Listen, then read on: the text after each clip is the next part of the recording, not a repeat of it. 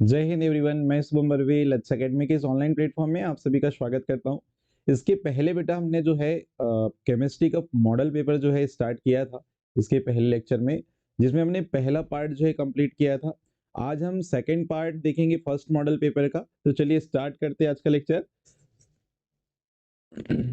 हमने लगभग 12 क्वेश्चन जो है इसके पहले कर चुके हैं। आज 13 क्वेश्चन से हम लोग देखेंगे कि 13 नंबर पे जो है कौन सा क्वेश्चन आएगा। इसके पहले हमने 12 क्वेश्चन फर्स्ट वाला जो लेक्चर था हमारा उसके अंदर कवर किया था। अब आते हैं 13 नंबर क्वेश्चन पे या 13वें नंबर क्वेश्चन से।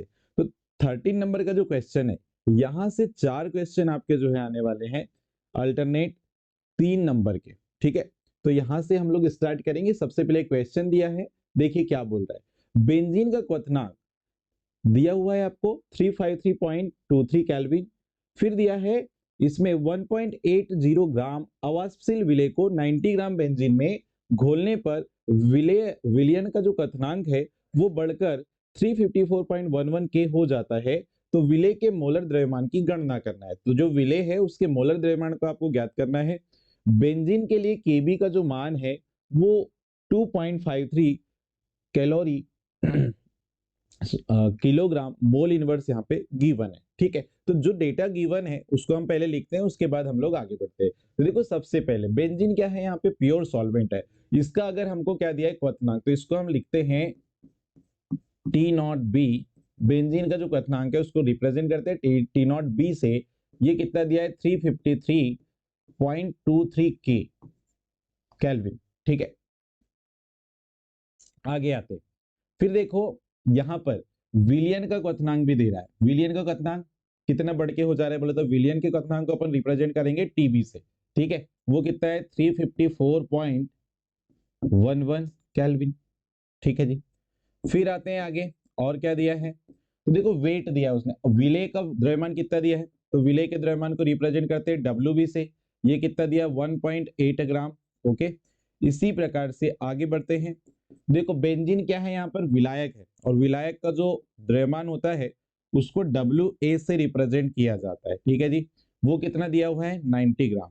ओके, और देखो आगे बढ़ते हैं। विलेय के मोलर द्रव्यमान को ज्ञात करना है हमको। ठीक है, केबी की वैल्यू यहाँ पे दिया है, कितनी दिया हुआ है 2.53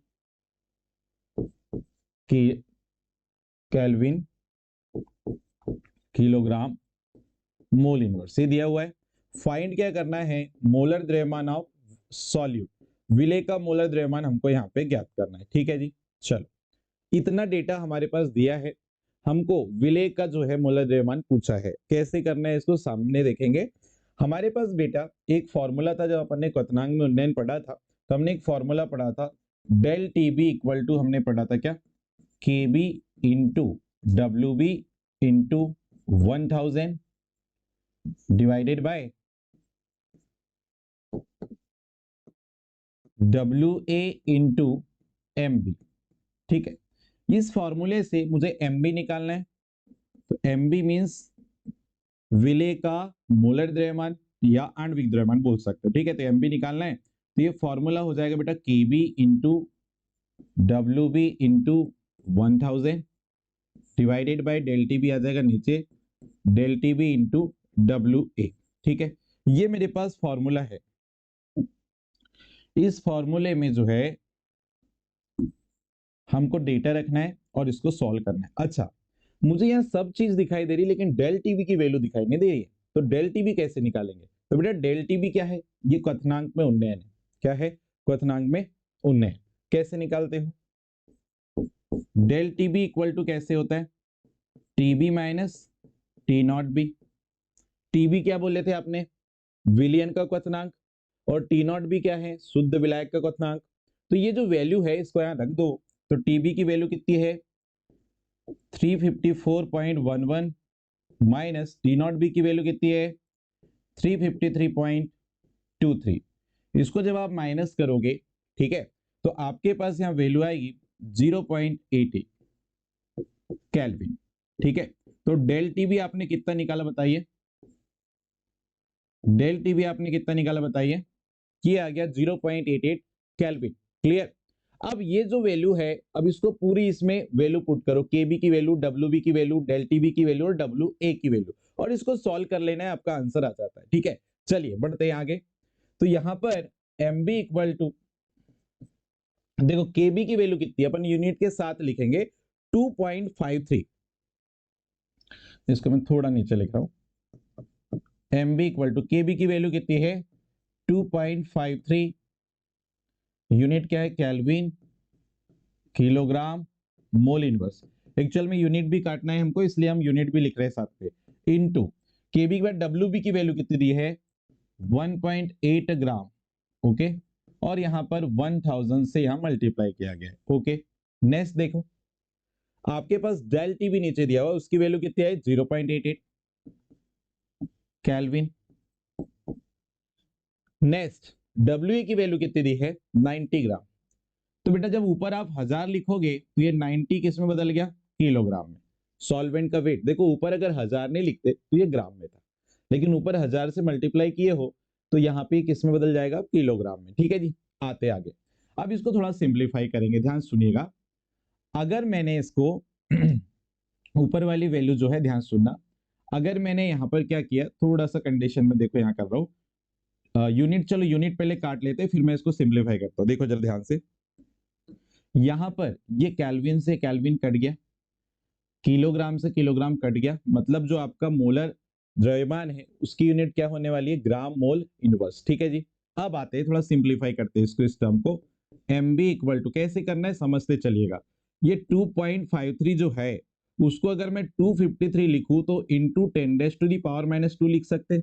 अगर दशमलव इसके बाहर लेके जाऊं मैं दो संख्या के बाद, तो ये 10⁻⁻² इसको लिखा सकते हैं, अपन लिख सकते हैं। ठीक है, यहाँ पे यूनिट क्या है मोल इनवर्स, इनटू अगर ये 1.8 है तो इसको अगर मैं 18 लिख दूं तो इसके बाद में 10⁻⁻1 लिख सकता हूं। यस, दशमलव एक संख्या के बाद लेके जाओ तो इसको 18 इंटू 10⁻⁻1 लिख सकते हैं। ठीक है जी, आते आगे। ये जो 1000 है इसको 10⁻, हम क्या लिख सकते हैं 3 लिख सकते हैं। क्लियर है सबको? चलिए बहुत बढ़िया। नीचे क्या है वैल्यू 0.88 इंटू 90, ठीक है, केजी तो कट चुका है। ओके, अब ध्यान समझिएगा, ये 10⁻² और 10⁻1 क्या हो जाएगा 10⁻3, और ये 10⁻3 है तो इससे बेटा कैंसल आउट हो जाएगा। ये मिलके 10⁻3 बनाएंगे और इससे ये कैंसल आउट हो गए। ठीक है, ओके। अब ये 18 से ये कितने बार कट गया 5। ठीक है, ओके। अब ये नीचे वाली जो नंबर आ रहे हैं, नीचे जो वैल्यू आई 5 इंटू 0.88, इसको आप क्या करो मल्टीप्लाई कर लो। ऊपर क्या बचा है 253 बचा हुआ है ग्राम मोल इनवर्स, ऊपर यूनिट ये है। ठीक है जी, डिवाइडेड बाय, इसको जब आप मल्टीप्लाई करोगे तो ये 4.4 के अप्रोक्सीमेट आने वाला है। ठीक है, इससे आप इसको जब सिंप्लीफाई करोगे तो ये आपके पास वैल्यू आएगी 57.5 ग्राम मोल इनवर्स। ठीक है, तो ये मोलर मास आपका निकल के कितना आ जाएगा बताइए, मोलर मास निकल के आपके पास कितना आ जाएगा बताइए, ये निकल के आएगा 57.5। इसको आप अप्रोक्सीमेट कितना लिख सकते हो बताओ, इसको आप अप्रोक्सीमेट कितना लिख सकते हो बताओ, तो इसको आप अप्रोक्सीमेट जो है 58 लिख सकते हो, 58 ग्राम मोल इनवर्स। ठीक है, एनसीईआरटी का प्रॉब्लम है, डायरेक्ट आपका एग्जाम में जैसे का वैसा आ जाता है, इसलिए इंपॉर्टेंट है अच्छे से आप समझने का प्रयास करो और इसको सॉल्व करके जरूर जाए। बढ़ते नेक्स्ट क्वेश्चन, इसके 13 का और वाला जो क्वेश्चन है वो क्या पूछा था, तो देखो ये पूछा गया है अणुसंख्यक गुणधर्म को उदाहरण सहित जो है, सॉरी उदाहरण सहित स्पष्ट कीजिए करके यहाँ पे बोला गया है। तो कॉलिगेटिव प्रॉपर्टी या अणुसंख्यक गुणधर्म जो है इसको हम बोलते हैं क्या कॉलिगेटिव प्रॉपर्टी, कॉलिगेटिव प्रॉपर्टी। अब ये जो अणुसंख्यक गुणधर्म होते हैं बच्चों, किसी भी सॉल्यूशन में उपस्थित विलेय के मोलों की संख्या पर ये डिपेंड करते हैं। ठीक है, सॉल्यूट के नंबर पे डिपेंड करते हैं। तो डेफिनेशन देख लो, विलयन के ऐसे गुण जो विलयन के निश्चित आयतन में उपस्थित विलेय के कणों, चाहे वो देखो विलेय के कण एटॉमिक फॉर्म में हो सकते हैं, मॉलिक्यूल फॉर्म में हो सकते हैं, आयंस फॉर्म में हो सकते हैं। ठीक है जी, इनकी संख्या पर निर्भर करते हैं, इनको हम क्या बोलते हैं अणुसंख्यक गुणधर्म। ठीक है, विलयन की ऐसी प्रॉपर्टी जो विलयन के निश्चित आयतन में उपस्थित विलय के पार्टिकल्स के नंबर पे डिपेंड करती है, उसको हम बोलते हैं क्या, अनुसंख्यक गुणधर्म। फिर देखो क्या बोल रहे हैं नेक्स्ट पॉइंट में, ये प्रॉपर्टी विलय की प्रकृति पे, उसकी संरचना पे और उसके संगठन इत्यादि नेचर पे ये डिपेंड नहीं करती है। ठीक, केवल और केवल कणों की संख्या पर ही क्या करेगी, डिपेंड करेगी। ओके, इसके एग्जाम्पल देखो, कॉलिगेटिव प्रॉपर्टी चार टाइप की होती है, या ऑब्जेक्टिव में भी क्वेश्चन यहां से बन सकता है। चार टाइप की कॉलिगेटिव प्रॉपर्टी होती है। एक वाष्पदाब में आपेक्षिक अवनमन, पहली कॉलिगेटिव प्रॉपर्टी। दूसरी क्वथनांक में उन्नयन, और तीसरे नंबर पे आता है हिमांक में अवनमन, और चौथे नंबर पे आता है बेटा क्या, पराशरण दाब। क्या आता है, पराशरण दाब। ये चार टाइप के जो है आपके पास क्या होती है, कॉलिगेटिव प्रॉपर्टी होती है, अनुसंख्यक गुणधर्म होते हैं। इसको याद रखना है, या ऑब्जेक्टिव में भी पूछे जा सकते हैं। बढ़ते हैं नेक्स्ट क्वेश्चन की ओर, क्वेश्चन नंबर 14। क्या बोला जा रहा है, अभिक्रिया की दर क्या होती है, अभिक्रिया की दर को प्रभावित करने वाले कोई दो फैक्टर्स को आप समझाइए। तो देखिए ध्यान से, किसी भी अभिक्रिया की जो रेट होती है वो अभिक्रिया में भाग लेने वाले अभिकारकों की सांद्रता के समानुपाती होती है। उसी चीज को यहाँ पे लिखा गया है, किसी भी समय अभिक्रिया की दर अभिकारक की सांद्रता के समानुपाती होती है। मान लीजिए हमारे पास एक अभिक्रिया है जिसमें ए और बी दो रिएक्टेंट मिलके क्या बना रहे हैं, प्रोडक्ट। अगर मुझे बोला जाए कि इसकी रेट बताओ, तो मैंने बोला ए के एन मोल्स और बी के एम मोल जो है ये पार्टिसिपेट कर रहे होंगे ऐसे, ये ए के एन मोल्स और बी के एम मोल्स मिलकर क्या बना रहे, प्रोडक्ट। अब मुझे बोला गया कि इस अभिक्रिया की जो है रेट बताइए। ठीक है, तो इसकी रेट अगर मेरे को लिखना है इस अभिक्रिया की, तो ये रेट जो है वो डायरेक्टली प्रोपोर्शनल होगी active mass of A into active mass of B. इनके ऊपर मोल्स जो आएंगे उनके, वो उसकी पावर हो जाती है। ठीक है जी, तो ये रेट अपन ऐसे लिखेंगे, और रेट का साइन डायरेक्टली प्रोपोर्शनल के साइन को अगर मैं हटा दूं तो यहाँ पे कांस्टेंट आ जाता है जिसको हम के बोलते हैं। यहां पर इसको फिर इधर कांस्टेंट के बाद आप लिख लो active mass of A into active mass of B. ठीक है, तो इस टाइप से इसका एक्सप्रेशन लिखा जाता है रेट का। ठीक है, अभिक्रिया की दर को प्रभावित करने वाले कारक। ठीक है, एक बात और ये भी आप याद रख सकते हो कि अभिक्रिया जो हो रही है, उस अभिक्रिया की जो रेट है, ये तो अपन ऐसे रिप्रेजेंट कर लिए इसको। अगर इसकी क्या बोलना चाहिए, फैक्टर की बात करेगा तो फैक्टर इसके काफी सारे होते हैं, लेकिन दो यहाँ पे पूछा है तो हम दो की ही बात करेंगे। यहाँ एक चीज याद रखना अच्छे से। अब देखो हमको दो अभिक्रिया की दर को प्रभावित करने वाले दो फैक्टर पूछा है, तो सबसे पहले है कॉन्सेंट्रेशन। ठीक है, अगर कॉन्सेंट्रेशन देखो, अभी मैंने आपको जो लाइन बोला यहाँ पे क्या, कि रेट जो है वो रिएक्टेंट की कॉन्सेंट्रेशन के डायरेक्टली प्रोपोर्शनल होती है। मतलब अगर कॉन्सेंट्रेशन आप बढ़ाओगे तो बेटा रेट भी क्या होगी, बढ़ेगी, सीधी सी बात है। ठीक है, अगर रिएक्टेंट की कॉन्सेंट्रेशन बढ़ाओगे तो रेट भी क्या होगी, बढ़ेगी। कॉन्सेंट्रेशन बढ़ाने पर होता क्या है, मॉलिक्यूल्स के नंबर बढ़ते हैं। देखो यहाँ पे पहली लाइन तो वही लिखी है, अभिकारक का कॉन्सेंट्रेशन बढ़ाने पर अभिक्रिया की जो दर है वो बढ़ती है। क्यों, क्योंकि अभिक्रिया की दर जो होती है वो अभिकारक के सक्रिय द्रव्यमान की क्या होती है, समानुपाती होती है। वही चीज यहाँ पे लिखी है। दूसरा पॉइंट क्या बोल रहा है कि अभिक्रिया बढ़ाने पर अभिकारक अणुओं की संख्या बढ़ जाती है, जिससे इफेक्टिव टक्करों की संख्या में वृद्धि होती है। मतलब ये पार्टिकल जो होंगे उनके बीच जो टक्करों की संख्या होगी वो जब बढ़ेगी, और वो बढ़ेगी तो रेट ऑफ रिएक्शन क्या हो जाएगी, बढ़ जाएगी। ठीक है जी, बढ़ते नेक्स्ट क्वेश्चन के ऊपर, सॉरी नेक्स्ट फैक्टर के ऊपर, इसी में सेकेंड नंबर पे अभिक्रिया का ताप।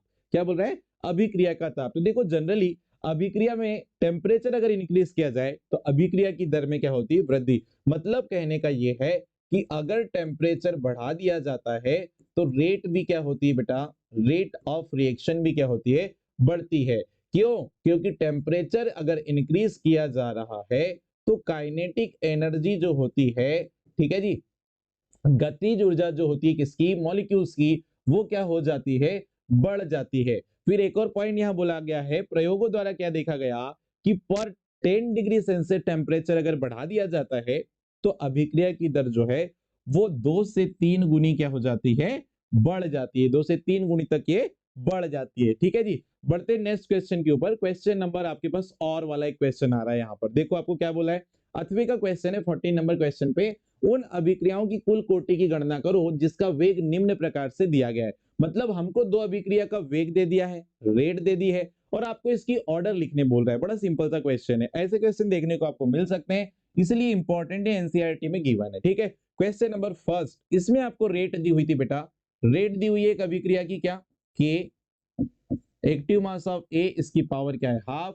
एक्टिव मास ऑफ बी, इसकी पावर क्या है 3/2। अगर इस रिएक्शन की मेरे को ऑर्डर निकालना है, ऑर्डर मींस क्या होता है, कोटि, कोटि निकालने बोला है। ठीक है जी, कैसे निकालेंगे, तो इसके ऊपर जो पावर आ रही है, एक्टिव मास ऑफ रिएक्टेंट के ऊपर जो पावर आ रही है उसको आप ऐड कर दो बस, तो हाफ प्लस क्या हो जाएगा 3/2। तो बेटा ये क्या आ जाएगा बताओ, 4/2, और 4/2 बोले तो कितना आ गया 2। मतलब यहाँ पे जो कोटि आ रही है, पहली वाली रिएक्शन की जो रेट है उसके अकॉर्डिंग अगर मैं चलूं तो ऑर्डर क्या आ रही है 2। मतलब इसको आप बोलोगे कि बेटा ये सेकेंड ऑर्डर रिएक्शन होगी। कौन से ऑर्डर, सेकेंड ऑर्डर रिएक्शन होगी, द्वितीय कोटि की अभिक्रिया होगी। कौन सी कोटि की अभिक्रिया बताओ, द्वितीय कोटि की ये क्या है, अभिक्रिया है। सेकेंड नंबर पे आते हैं, अगर रेट की मैं बात करूं, सेकेंड नंबर पे कौन सा दिया था रेट, रेट इक्वल टू दिया है के active mass of A 3/2, power इसकी क्या है 3/2, एक्टिव मास ऑफ बी, इसकी पावर क्या है -1। ठीक है जी, ये दिया हुआ है रेट। अब ये सेकेंड वाली जो रिएक्शन है उसकी रेट की अगर अकॉर्डिंग में ऑर्डर निकालने जाऊं, कोटि निकालने जाऊं, तो यहाँ पे कोटि इक्वल टू क्या हो जाएगा, पावर कितनी है 3/2 -1, तो कितना आ जाएगा बता पाओगे, यहाँ पे आ जाएगा बेटा हाफ। क्या आ जाएगा हाफ, हाफ बोले तो क्या 0.5। तो इसको हाफ ऑर्डर की रिएक्शन बोल सकते, क्या बोल सकते, half order reaction, half order reaction, अर्ध कोटि की अभिक्रिया ऐसे बोल सकते हो।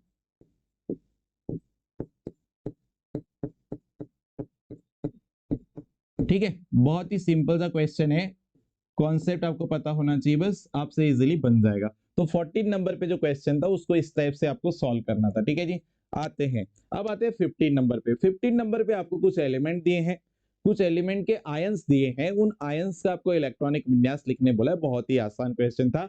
सबसे पहले अगर मैं बात करूं कॉपर की, तो कॉपर एलिमेंट जो होता है, कॉपर का एटॉमिक नंबर कितना होता है 29। मैं पहले फुल एक बार इलेक्ट्रॉनिक कॉन्फ़िगरेशन लिख के बता रहा हूं। यहां पर 18 एलिमेंट जो होगा generally 1s2 2s2 2p6 3s2 3p6 4s2 3d10 नहीं होगा यहाँ पे एक मिनट, कॉपर एग्जेप्शन होता है ना, 4s1 और ये क्या है 3d10। ओके, ऐसा इलेक्ट्रॉनिक कॉन्फ़िगरेशन कॉपर शो करता है। अब इतना जो इलेक्ट्रॉनिक कॉन्फ़िगरेशन है वो एक इनर्ट गैस का 18वें नंबर की, कौन सा बताओ, आर्गन। तो हम लोग जनरली इसको ऐसे लिख सकते हैं Ar, आर्गन को ऐसा ब्रैकेट में लिखते हैं, और यहाँ पे लिखते हैं 4s1 और ये क्या लिखते हैं 3d10। अब ये तो मैंने कॉपर का इलेक्ट्रॉनिक विन्यास लिखा ना, हमको पूछा क्या है पहले वो बताओ। हमको पूछा है बेटा उसने क्या, कॉपर प्लस आयन का। मैं एक में समझा के बता रहा हूँ आपको, बाकी मैं शॉर्ट ही लिखूंगा।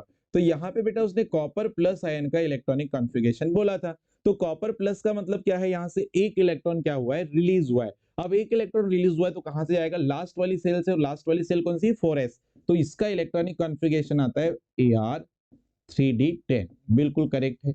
ये वाला इलेक्ट्रॉनिक कॉन्फ़िगरेशन किसका आ जाएगा, कॉपर का आ जाएगा, कॉपर प्लस आयन का आ जाएगा। इसको हम क्या बोल देते हैं, क्यूप्रस आयन। क्या बोल देते हैं, क्यूप्रस आयन। ओके चलिए बढ़ते नेक्स्ट सेकेंड नंबर के क्वेश्चन पे आओ। सेकेंड नंबर पे आपके पास क्या है, कोबाल्ट। कोबाल्ट का एटॉमिक नंबर कितना होता है 27। अगर इसका इलेक्ट्रॉनिक कॉन्फ़िगरेशन लिखूं मैं तो ये होता है आर्गन तक तो 18 हो जाएगा, फिर देखो 4s2 और ये हो जाएगा 3d7। ये इसका इलेक्ट्रॉनिक कॉन्फ़िगरेशन होता है कॉपर का। लेकिन अगर कॉपर पे 2+4 अगर आ जाए, क्या आ जाए 2+4, मतलब 2 इलेक्ट्रॉन बाहर गए तो कहां से जाएंगे, लास्ट वाली सेल से, तो 4s से जाएंगे। तो इसका इलेक्ट्रॉनिक कॉन्फ़िगरेशन आएगा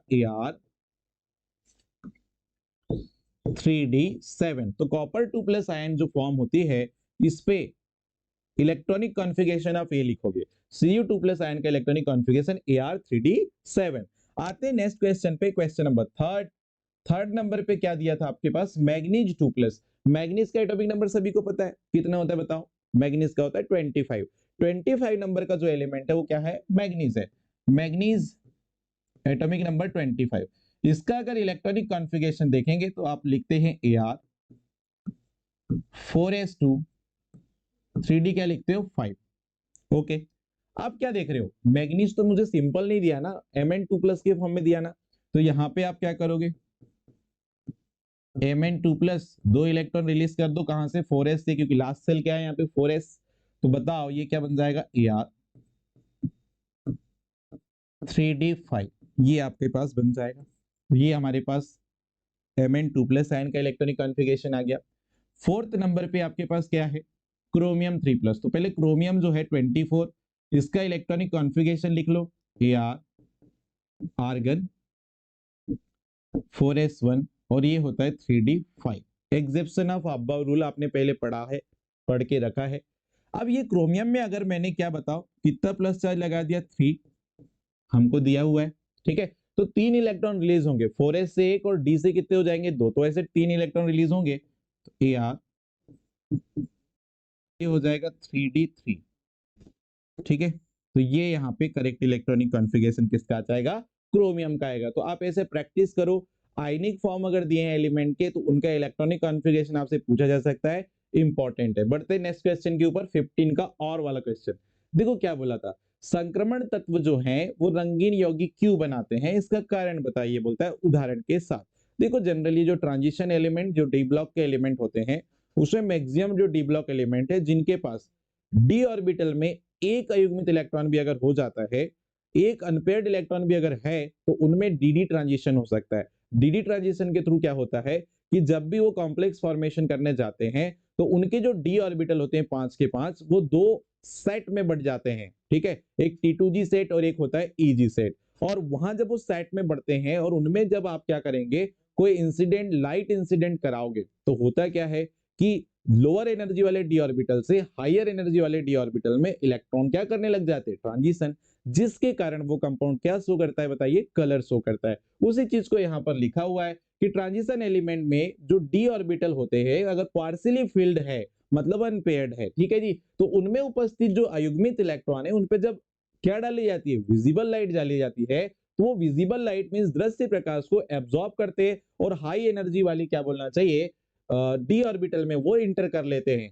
इसे डीडी ट्रांजिशन कहते हैं, जिसके फलस्वरूप जो है रिफ्लेक्ट लाइट जो है व्हाइट लाइट ना होकर कलर्ड लाइट में क्या बोलना चाहिए, कलर्ड जो है वो शो करता है, ऐसे बोल सकते हैं। इसलिए इनको ट्रांजिशन यौगिकों के जो कंपाउंड है या जो आयन होते हैं वो कैसे कहलाते हैं, रंगीन यौगिक होते हैं। अब मैं एक स्लाइड लेके यहाँ पे आपको बताता हूँ, प्रॉपर ध्यान सुनना। क्या होता है कि हमारे पास जो है ना, ये डी ऑर्बिटल है, ध्यान समझिएगा, ये डी ऑर्बिटल है, इसको मैं dxy, dyz, dzx, dx² minus Y square, और ये dz स्क्वायर होता है, 5 डी ऑर्बिटल है। अब जब ये कॉम्प्लेक्स फॉर्म करते हैं तो उस टाइम में जब मेटल के पास लिगेंड आता है क्या, कॉम्प्लेक्स फॉर्मेशन करने के लिए, तो ये जो डी ऑर्बिटल है बच्चों, ये 2 सेट में बढ़ जाते हैं। कितने सेट में बढ़ जाते हैं, 2। एक केस में क्या होता है कि 3 ऑर्बिटल का एक सेट आपको मिलेगा, और एक केस में क्या होता है 2 ऑर्बिटल का आपको सेट मिलेगा। 2 ऑर्बिटल वाले सेट को हम EG सेट बोलते हैं और 3 वाले को हम बोलते हैं T2g सेट। ये वाला जो केस है वो कब बनता है, जब हमारे पास कॉम्प्लेक्स कैसा होता है, टेट्राहेड्रल, टेट्राहेड्रल कॉम्प्लेक्स होता है, मींस चतुष्फलकी कॉम्प्लेक्स या चतुष्फलकी संकुल जब बनेगा,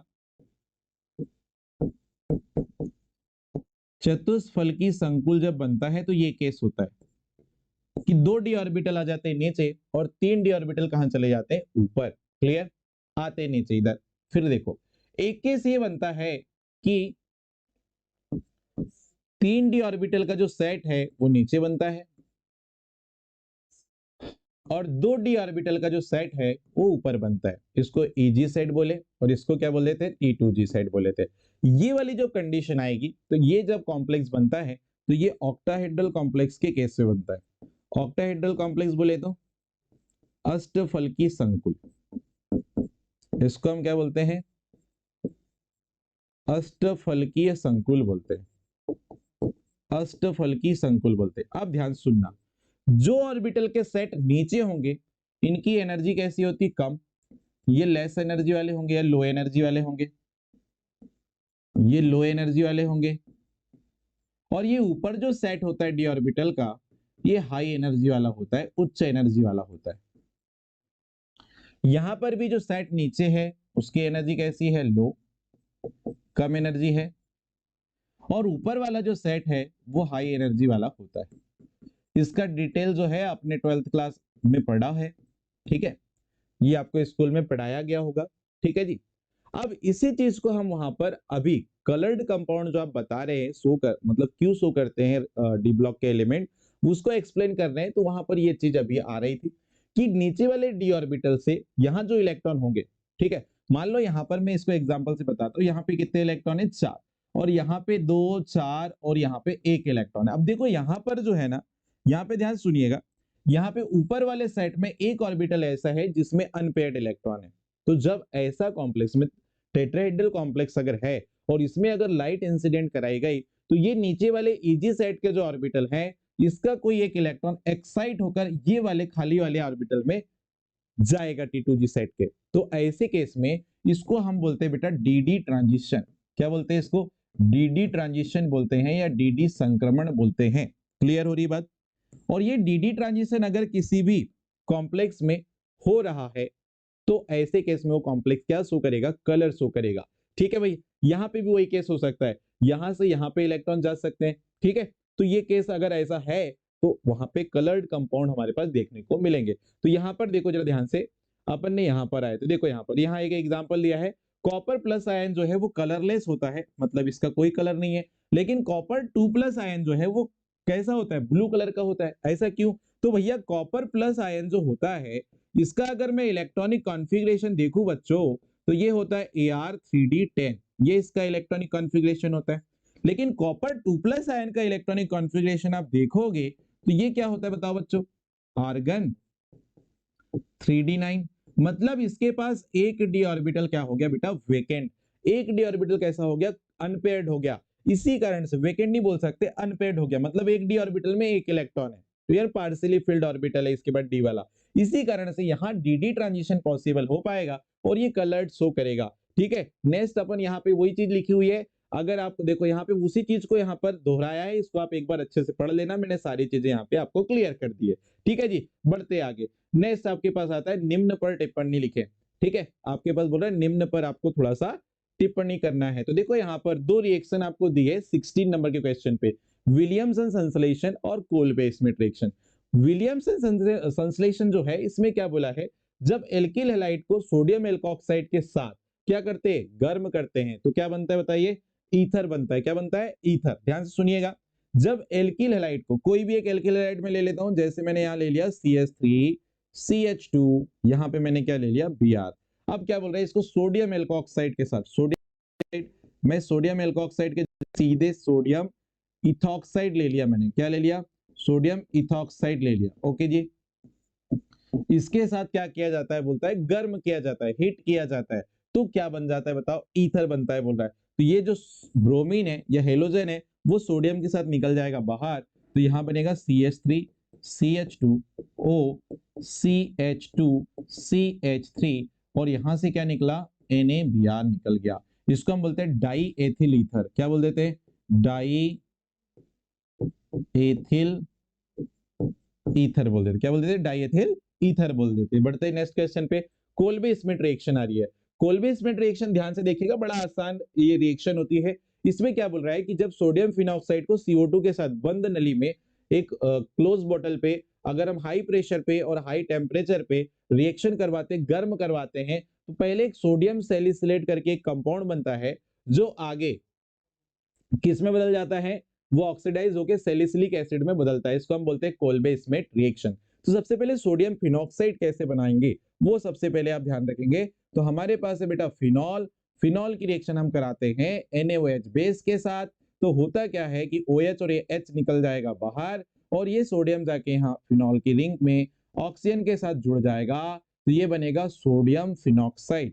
इसको अपन क्या बोलते हैं, सोडियम फिनॉक्साइड। अब ये जो सोडियम फिनॉक्साइड है, अब ये जो सोडियम फिनॉक्साइड है इसकी CO2 के साथ रिएक्शन कराई जाती है, तो यहां पर क्या बन जाता है, यहां पर बनता है COONA, इसको हम बोलते हैं सोडियम सैलिसिलेट। इसको हम बोलते हैं सोडियम, एक कंपाउंड बनता है इसको सोडियम क्या बोलते हैं, सैलिसिलेट। ठीक है, आगे इसका एसिडिफिकेशन कराया जाता है, HCl, जैसे मैंने एक एसिड ले लिया इसके साथ कराया तो यहाँ Cl Na के साथ बाहर हो जाएगा, मतलब ये NaCl के फॉर्म में निकल जाएगा, H प्लस यहाँ जुड़ेगा, तो यहाँ पे आपके पास बन जाता है क्या, सैलिसिलिक एसिड। ये क्या बन गया आपके पास, सैलिसिलिक एसिड बन गया बेटा। क्या बन गया, सैलिसिलिक एसिड बन गया। क्लियर है भाई। चलिए बढ़ते हैं नेक्स्ट क्वेश्चन के ऊपर। क्वेश्चन नंबर नेक्स्ट है, फिनॉल से पिक्रिक एसिड कैसे बनाएंगे और फिनॉल से 246 ट्राइब्रोमोफिनॉल कैसे बनाएंगे। बहुत सिंपल सिंपल से क्वेश्चन है, बड़ा आसान है। पहले नंबर वाली रिएक्शन को ही मैं बता रहा हूं, ध्यान सुनना। फिनॉल से पिक्रिक एसिड अगर मुझे बनाना है तो क्या करना पड़ेगा, हमको सबसे पहले लेना पड़ेगा फिनॉल, इसके साथ हम लोग कॉन्सेंट्रेट सांद्र HNO3 की रिएक्शन करवाएंगे एक्सिस में। तो यहाँ पे क्या होगा, ये बेंजीन रिंग से क्या जुड़ा हुआ है, OH ग्रुप, और इसका कौन सा इफेक्ट होता है, प्लस M। तो ये जो प्लस M इफेक्ट वाला ग्रुप है वो बेंजीन रिंग की आर्थो पोजीशन पे और पैरा पोजीशन पे इलेक्ट्रॉन डेंसिटी बढ़ाता है। कॉन्सेंट्रेट HNO3 से क्या होगा, कॉन्सेंट्रेट HNO3 जो है यहां से OH- और NO2 प्लस, यहां पर ये इलेक्ट्रोफाइल निकलेगा और ये OH- न्यूक्लियोफाइल होता है। तो यहां पर ये आर्थो, पैरा और आर्थो, यहाँ के जो हाइड्रोजन है ये तीनों हाइड्रोजन यहां से रिलीज होंगे और तीनों की तीनों हाइड्रोजन की जगह पे NO2 ग्रुप आके यहाँ पे ऐड हो जाएंगे। ठीक है जी, तो यहाँ क्या बन जाएगा बताओ, ये OH, यहाँ पे क्या है NO2 NO2 और साथ में यहां से क्या होगा, OH माइनस से H निकलेगा, मतलब वाटर मॉलिक्यूल यहां से रिलीज हो जाएंगे। तो ये जो आपके पास मॉलिक्यूल बन रहा है इसको अपन क्या कहते हैं, 246 ट्राई नाइट्रो फिनॉल इसको बोला जाता है, या इसी को बेटा क्या बोलते हैं, पिक्रिक एसिड बोल देते। क्या बोल देते, पिक्रिक एसिड बोल देते। ठीक है, सेकेंड नंबर की रिएक्शन देखो क्या बोल रहे हैं, फिनॉल से 246 ट्राइब्रोमोफिनॉल कैसे बनाओगे।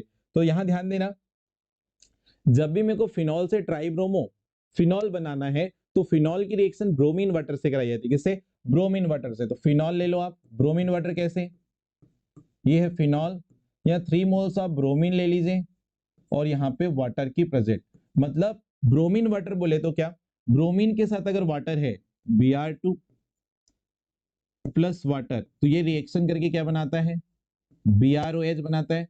और Br क्या किस में ब्रेक होगा, Br प्लस, और OH किस में ब्रेक होता है, माइनस। मतलब यहां से एक इलेक्ट्रोफाइल जनरेट होता है। क्या बनता है, एक इलेक्ट्रोफाइल जनरेट होता है, और वो भी बेंजीन की आर्थो और पैरा पोजीशन पे जाके जुड़ता है। और ये OH माइनस जो है, वो OH माइनस जो है यहाँ पर, वो ये 3 पोजीशन के H को यहां से रिलीज करा देते हैं, ऐसे करके बोल सकते हो आप। या 3 यहां से HBr निकाल दो आप, वो 3 ब्रोमीन को यहाँ पे लगा दो, ऐसे करके कर लो, कोई दिक्कत नहीं है। ठीक है, तो यहाँ पे क्या होगा, ब्रोमीन वाटर की प्रेजेंट में रिएक्शन होगी, 3 ब्रोमीन यहाँ पे आर्थो पैरा पोजीशन पे ऐसे जुड़ जाएंगे।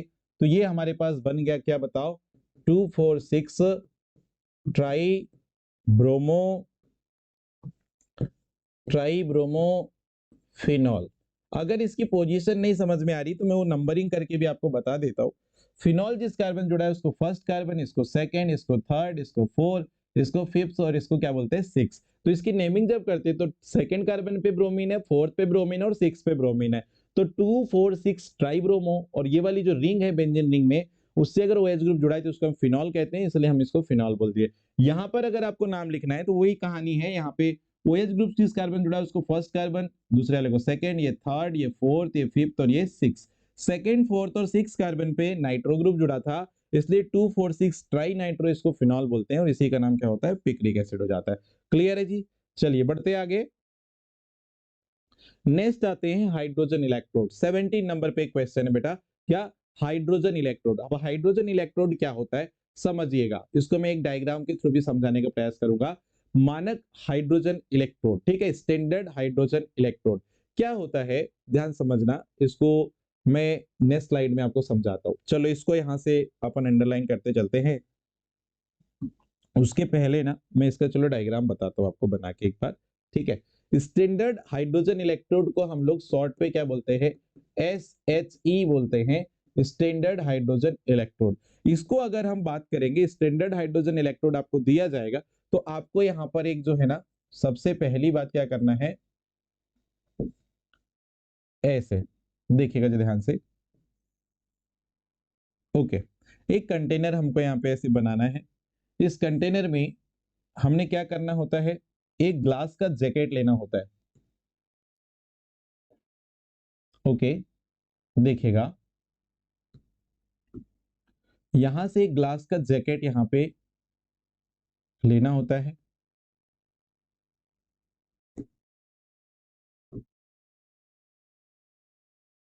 ओके, ऐसे ये ग्लास का जैकेट जो है ऐसे जाके ऐसे मुड़ जाता है यहाँ पे ऐसे, ठीक है। ये इसको ऐसे फिल करा देते, यहां से आप क्या करवाते हैं, ध्यान सुनना, यहां से क्या होता है, प्योर शुद्ध H2 गैस जो है अंदर एंट्री कराई जाती है जैकेट के, ठीक है। यहां पर क्या होगा, ध्यान सुनना, ये जो ग्लास आपके पास, ये जो चेंबर है, ये चेंबर जो आपके पास दिया है, यहां पर क्या होता है, यहां पर आपके पास जो है ना एसिड भरा होता है। यहाँ क्या भरा होता है, एसिड भरा होता है। यहां पर 1 मोलर सॉल्यूशन है, 1 मोलर एसिडिक सॉल्यूशन भरा होता है, 1 मोलर एसिडिक सॉल्यूशन भरा होता है, जिसमें H प्लस आयन की जो सांद्रता है वो कितनी होती है, 1 मोलर होती है। कितनी होती है, 1 मोलर, ठीक है। एसिडिक सॉल्यूशन बोले तो HCl विलियन का सॉल्यूशन हो सकता है, ऐसे आप मान सकते हो, ठीक है।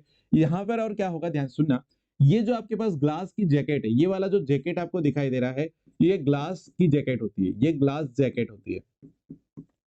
इस ग्लास जैकेट में यहां पर ध्यान दीजिएगा, यहां पर एक कॉपर वायर का जो है, एक कॉपर वायर जो है यहाँ पे लगा रहता है, जिससे एक स्क्वायर पैटर्न में क्या लगी रहती है, जिससे यहाँ पर एक स्क्वायर पैटर्न की क्या लगी होती है, प्लेटिनम की, प्लेटिनम ब्लैक की फॉइल लगी होती है। यहाँ पर ये क्या है, ये होता है प्लेटिनम ब्लैक की फॉइल होती है, ठीक है, ये लगी होती है यहाँ पर। अब होता क्या है, ध्यान सुनिएगा, ये जो सॉल्यूशन है, इस सॉल्यूशन में तो बहुत सारे H प्लस आयन है, क्योंकि एसिडिक सॉल्यूशन है, इसमें काफी सारे H प्लस आयन होंगे, मतलब H प्लस आयन की उपस्थिति है, ठीक। अब ये जो प्लेटिनम वायर है, इसका क्या फंक्शन होता है यहाँ पे वो भी समझते हैं। तो इसका फंक्शन क्या होता है भैया, इसका फंक्शन होता है, ये गैस को एब्जॉर्ब करता है। तो यहाँ पे H2 गैस जो डाली जा रही है, तो ये H2 गैस को या तो एब्जॉर्ब भी कर सकता है या एड्सॉर्ब भी कर सकता है, दोनों फीचर इसके होते हैं, ठीक है। अब जैसे ही यहाँ से क्या होता है, प्योर H2 यहाँ पे जैकेट के अंदर डाला जाता है, तो यहां से गैस आने लग गई, H2 गैस। कुछ गैस को ये तो एब्जॉर्ब कर लेगा यहाँ पे अपनी सरफेस पे, या एब्जॉर्ब कर लेगा, लेकिन एक्स्ट्रा गैस जो एब्जॉर्ब नहीं करता, वो ऐसे बबल्स के फॉर्म में ऐसी बाहर निकलती है दोनों साइड से, ठीक है। यहां पर आप क्या देख रहे हो, जैकेट से अंदर H2 गैस आ रही है, तो यहां पे आप सबसे पहले एक बात याद रखना कि यहाँ 1 एटीएम प्रेशर और 25 डिग्री सेल्सियस के अंदर जो है ये प्रोसीजर की जाती है। तो यहाँ पर जैसे आप H2 गैस को अंदर फ्लो करा रहे हो, तो यहाँ पर क्या होता है, एक टाइम में हम क्या देखते हैं कि H2 गैस जो कि आपकी जैकेट से अंदर इंक्लूड कराई जा रही है, और जो सॉल्यूशन के अंदर क्या है, H प्लस आयन है, वो इक्विलिब्रियम में आ जाते हैं, ठीक है। अब ये H2 गैस कहां पर है आपको मिल रही है, तो प्लेटिनम के क्या बोलना चाहिए, प्लेटिनम फॉइल पे दिख रही है आपको, प्लेटिनम ब्लैक की फॉइल पे ये दिख रहा है। और ये H प्लस आयन जो है ये कहां से आ रहे हैं, आपके सॉल्यूशन के। तो H प्लस आयन और H2 गैस ये दोनों जब इक्विलिब्रियम में आ जाते हैं, इक्विलिब्रियम में आएंगे, तो यहाँ दो टाइप की जो है हाइड्रोजन इलेक्ट्रेट प्रोसेस करता है। एक तो ये एनोड की तरह काम करेगा, या तो कैथोड की तरह काम करेगा। अब इसी को मैं यहाँ पहले समझा देता हूं आपको, फिर उसके बाद अपन इसके आगे बढ़ते हैं। तो यहाँ पर देखिएगा, यहाँ पर मैंने कुछ पॉइंट लिखा है कि ये जो है बेटा, ये आयन गैस इलेक्ट्रोड होता है। क्या होता है, आयन गैस इलेक्ट्रोड होता है। इसको रिफरेंस इलेक्ट्रोड भी बोलते हैं। क्या बोलते हैं इसको, रिफरेंस इलेक्ट्रोड। मतलब किसी हाफ सेल अगर मेरे पास है, उस हाफ सेल का मेरे को अगर इलेक्ट्रोड विभव ज्ञात करना है, तो इसके रिस्पेक्ट में मैं उसका हाफ सेल का इलेक्ट्रोड विभव निकाल सकता हूं, इसलिए इसको संदर्भ इलेक्ट्रोड बोलते हैं। साथ ही साथ इसको संदर्भ इलेक्ट्रोड बोलने का एक और रीजन क्या है कि इसका इलेक्ट्रोड पोटेंशियल हमको ज्ञात होता है। इसका इलेक्ट्रोड विभव क्या होता है हमको ज्ञात होता है, इसलिए हम इसको क्या बोल देते हैं, इलेक्ट्रोड क्या बोलना चाहिए, संदर्भ इलेक्ट्रोड बोल देते हैं। अच्छा, ये दो टाइप से काम कर सकता है, जो हाइड्रोजन इलेक्ट्रोड है वो दो टाइप से काम कर सकता है। कौन कौन से बताओ? ये या तो एनोड हाफ सेल की तरह काम कर सकता है या कैथोड हाफ सेल की तरह कार्य कर सकता है। अगर ये एनोड हाफ सेल की तरह काम करेगा तो यहाँ पे रिएक्शन क्या होती है, हाफ H2 गैस। एनोड में हमेशा क्या होता है, ऑक्सीडेशन, इसको याद रखेंगे आप, ठीक है। तो ये हो जाएगा बेटा H plus aqueous plus 1 electron. ये कौन सी अभिक्रिया हो गई बताओ, ऑक्सीडेशन की अभिक्रिया हो गई। एनोड में हमेशा क्या होता है, ऑक्सीकरण, ठीक है। तो एनोड में ये वाली रिएक्शन हो जाएगी। और यहाँ पे अगर मैं बात करूं कैथोड हाफ सेल का अगर काम करेगा, कैथोड अर्ध सेल की तरह ये काम करेगा, तो यहाँ पे रिडक्शन रिएक्शन होती है। कौन सी? रिडक्शन रिएक्शन में इस टाइप से आप देखोगे, H plus aqueous plus 1 electron convert हो रहा है हाफ H2 गैस में। तो ये दो टाइप से काम करता है, एक तो एनोड अर्ध सेल की तरह या कैथोड अर्ध सेल की तरह। अगर एनोड अर्ध सेल की तरह काम करेगा तो H2 गैस का क्या होगा, ऑक्सीडेशन। और अगर ये कैथोड अर्ध सेल की तरह काम करेगा तो यहाँ पे H प्लस आयन क्या करेगा, इलेक्ट्रॉन लेगा और H2 गैस में कन्वर्ट होगा। मतलब यहाँ पे क्या हो रहा है, अपचयन हो रहा है। क्या हो रहा है बताओ, अपचयन हो रहा है, ठीक है जी। तो ये प्रोसेस है इसके अंदर, थोड़ा सा अच्छे से याद रखना। अगर यहाँ पर ध्यान समझना कि अगर ये, मैं इसमें आ जाऊं अब हाँ, इस लाइन पे जाते हैं। अगर ये एनोड की तरह काम करेगा, अभी मैंने थोड़ी सी देर पहले बताया, तो एनोड की तरह अगर ये काम करता है तो यहाँ पे क्या होता है, एनोड में हमेशा को याद रखना है, ऑक्सीकरण होता है। क्या होता है, ऑक्सीकरण होता है। और ऑक्सीकरण में अभी मैंने आपको रिएक्शन बताई, तो अगर ऑक्सीकरण हो रहा है तो हाफ H2 कन्वर्ट हो रहा था H प्लस एक्वस पे, ये H2 गैस है, प्लस यहाँ पे क्या है, एक इलेक्ट्रॉन रिलीज हो रहा है। अब इसका रिप्रेजेंटेशन अगर मेरे को लिखने के लिए बोला गया तो इसका रिप्रेजेंटेशन, अगर सेल रिप्रेजेंटेशन अगर मेरे को लिखने के लिए बोला जाता है तो वो कैसे लिखूंगा मैं, तो यहाँ पे ध्यान समझना, प्लेटिनम सॉलिड, फिर यहाँ पे H2 gas, half H2 gas कर लो इसको, हाफ H2 गैस कर लीजिए। फिर यहाँ पे आ जाएगा H प्लस एक्वस। यहाँ पे साथ में आप क्या कर सकते हो, यहाँ पर आप ये गैस का जो है ना प्रेशर लिख सकते हो 1 atm, और ये H प्लस आयन की कॉन्सेंट्रेशन लिख सकते हो क्या, 1 मोलर, ठीक है। ये जो सेल रिप्रेजेंटेशन है वो कहाँ के लिए किया अपन ने, एनोड के लिए किए, ठीक है। और यहाँ पर अगर मैं बात करूं कैथोड के लिए, अगर कैथोड पे रिएक्शन होगी तो इस पे अपन क्या कर सकते हैं, इस पे आप कैसे रिएक्शन लिखोगे, कैथोड में क्या होती है रिएक्शन बताओ, रिडक्शन रिएक्शन होती है। कौन सी? रिडक्शन रिएक्शन होती है। ओके, तो यहां पर देखो H plus aqueous plus 1 electron gain करेगा और हाफ H2 गैस बना लेगा। हाफ H2 क्या बना लेगा, गैस बना लेगा, ठीक है। अब इसके लिए सेल रिप्रेजेंटेशन अगर मेरे को लिखना है, इसके लिए सेल रिप्रेजेंटेशन लिखना है तो अपन कैसे करेंगे, तो देखो ध्यान से, यहां पर अपन क्या करेंगे, H plus aqueous slash H2 gas, ये पैरेलल लाइन आप ऐसे लिखते हो, यहाँ पे स्लेस नहीं बोलेंगे, पैरेलल लाइन है, ठीक है। H2 gas, half H2 gas आप इसको कर लेंगे, ठीक है। फिर यहाँ पे पैरेलल लाइन डाल के एक प्लेटिनम यहाँ पे क्या कर देंगे, सॉलिड, ठीक है। ये वाला रिप्रेजेंटेशन यहाँ पे बनेगा। और यहाँ पे अगर इसके प्रेशर और कॉन्सेंट्रेशन को लिख लो तो और अच्छी बात है। यहाँ पे H प्लस एक्वस जो है ये सॉल्यूशन के अंदर से आ रहा है, तो इसकी कॉन्सेंट्रेशन लिख दोगे आप 1 मोलर, और H2 गैस जो क्या बोलना चाहिए आपके पास आ रही है, उसका प्रेशर लिख दोगे, कितने प्रेशर पे इसको इंक्लूड कराया जाता है हाइड्रोजन इलेक्ट्रोड पे, तो 1 atm। तो ये यहाँ पर रिप्रेजेंटेशन होता है, सेल रिप्रेजेंटेशन जब आप करते हो तो ये कैथोड की तरह काम करेगा तो इस टाइप से लिखना है, एनोड की तरह काम करेगा तो इस टाइप से लिखना है। अब इसके लिए थोड़ी सी थ्योरी यहाँ पर हमने लिख के रखी थी, वो देख लो यहाँ पर क्या है, एक मिनट, यहाँ पर ये देख लो यहाँ पर, ओके, ये देख लिए। इसके बनाने की जो प्रोसीजर है वही चीज यहाँ पे बताया है कि यहाँ पर इसमें एक आयताकार प्लेटिनम की जो है, प्लेटिनम की एक प्लेट पर प्लेटिनम ब्लैक का लेप करके 1 मोलर हाइड्रोजन आयन से प्लेटिनम तार द्वारा एक 1 मोलर हाइड्रोजन आयन कंटेनिंग एक सॉल्यूशन है जिसके अंदर इसको प्लेटिनम तार से लटका दिया जाता है। अच्छा, प्लेटिनम तार बोला मैंने, आप अच्छा यहाँ पे मैंने इंक्लूड नहीं किया हो, हाँ ठीक है।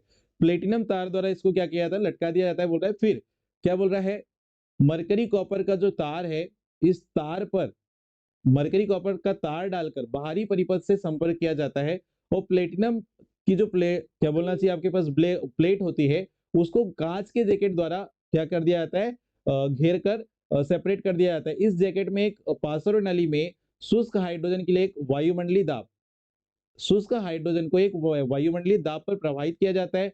संपूर्ण उपकरण का जो ताप है वो 25 डिग्री सेल्सियस रखा जाता है। इस प्रकार मानक हाइड्रोजन इलेक्ट्रोड तैयार किया जाता है। वो उसको मैंने सरल लैंग्वेज में आपको पहले बता दिया, उसको आप सिस्टमेटिक लैंग्वेज में लिख सकते हो, कोई दिक्कत नहीं है।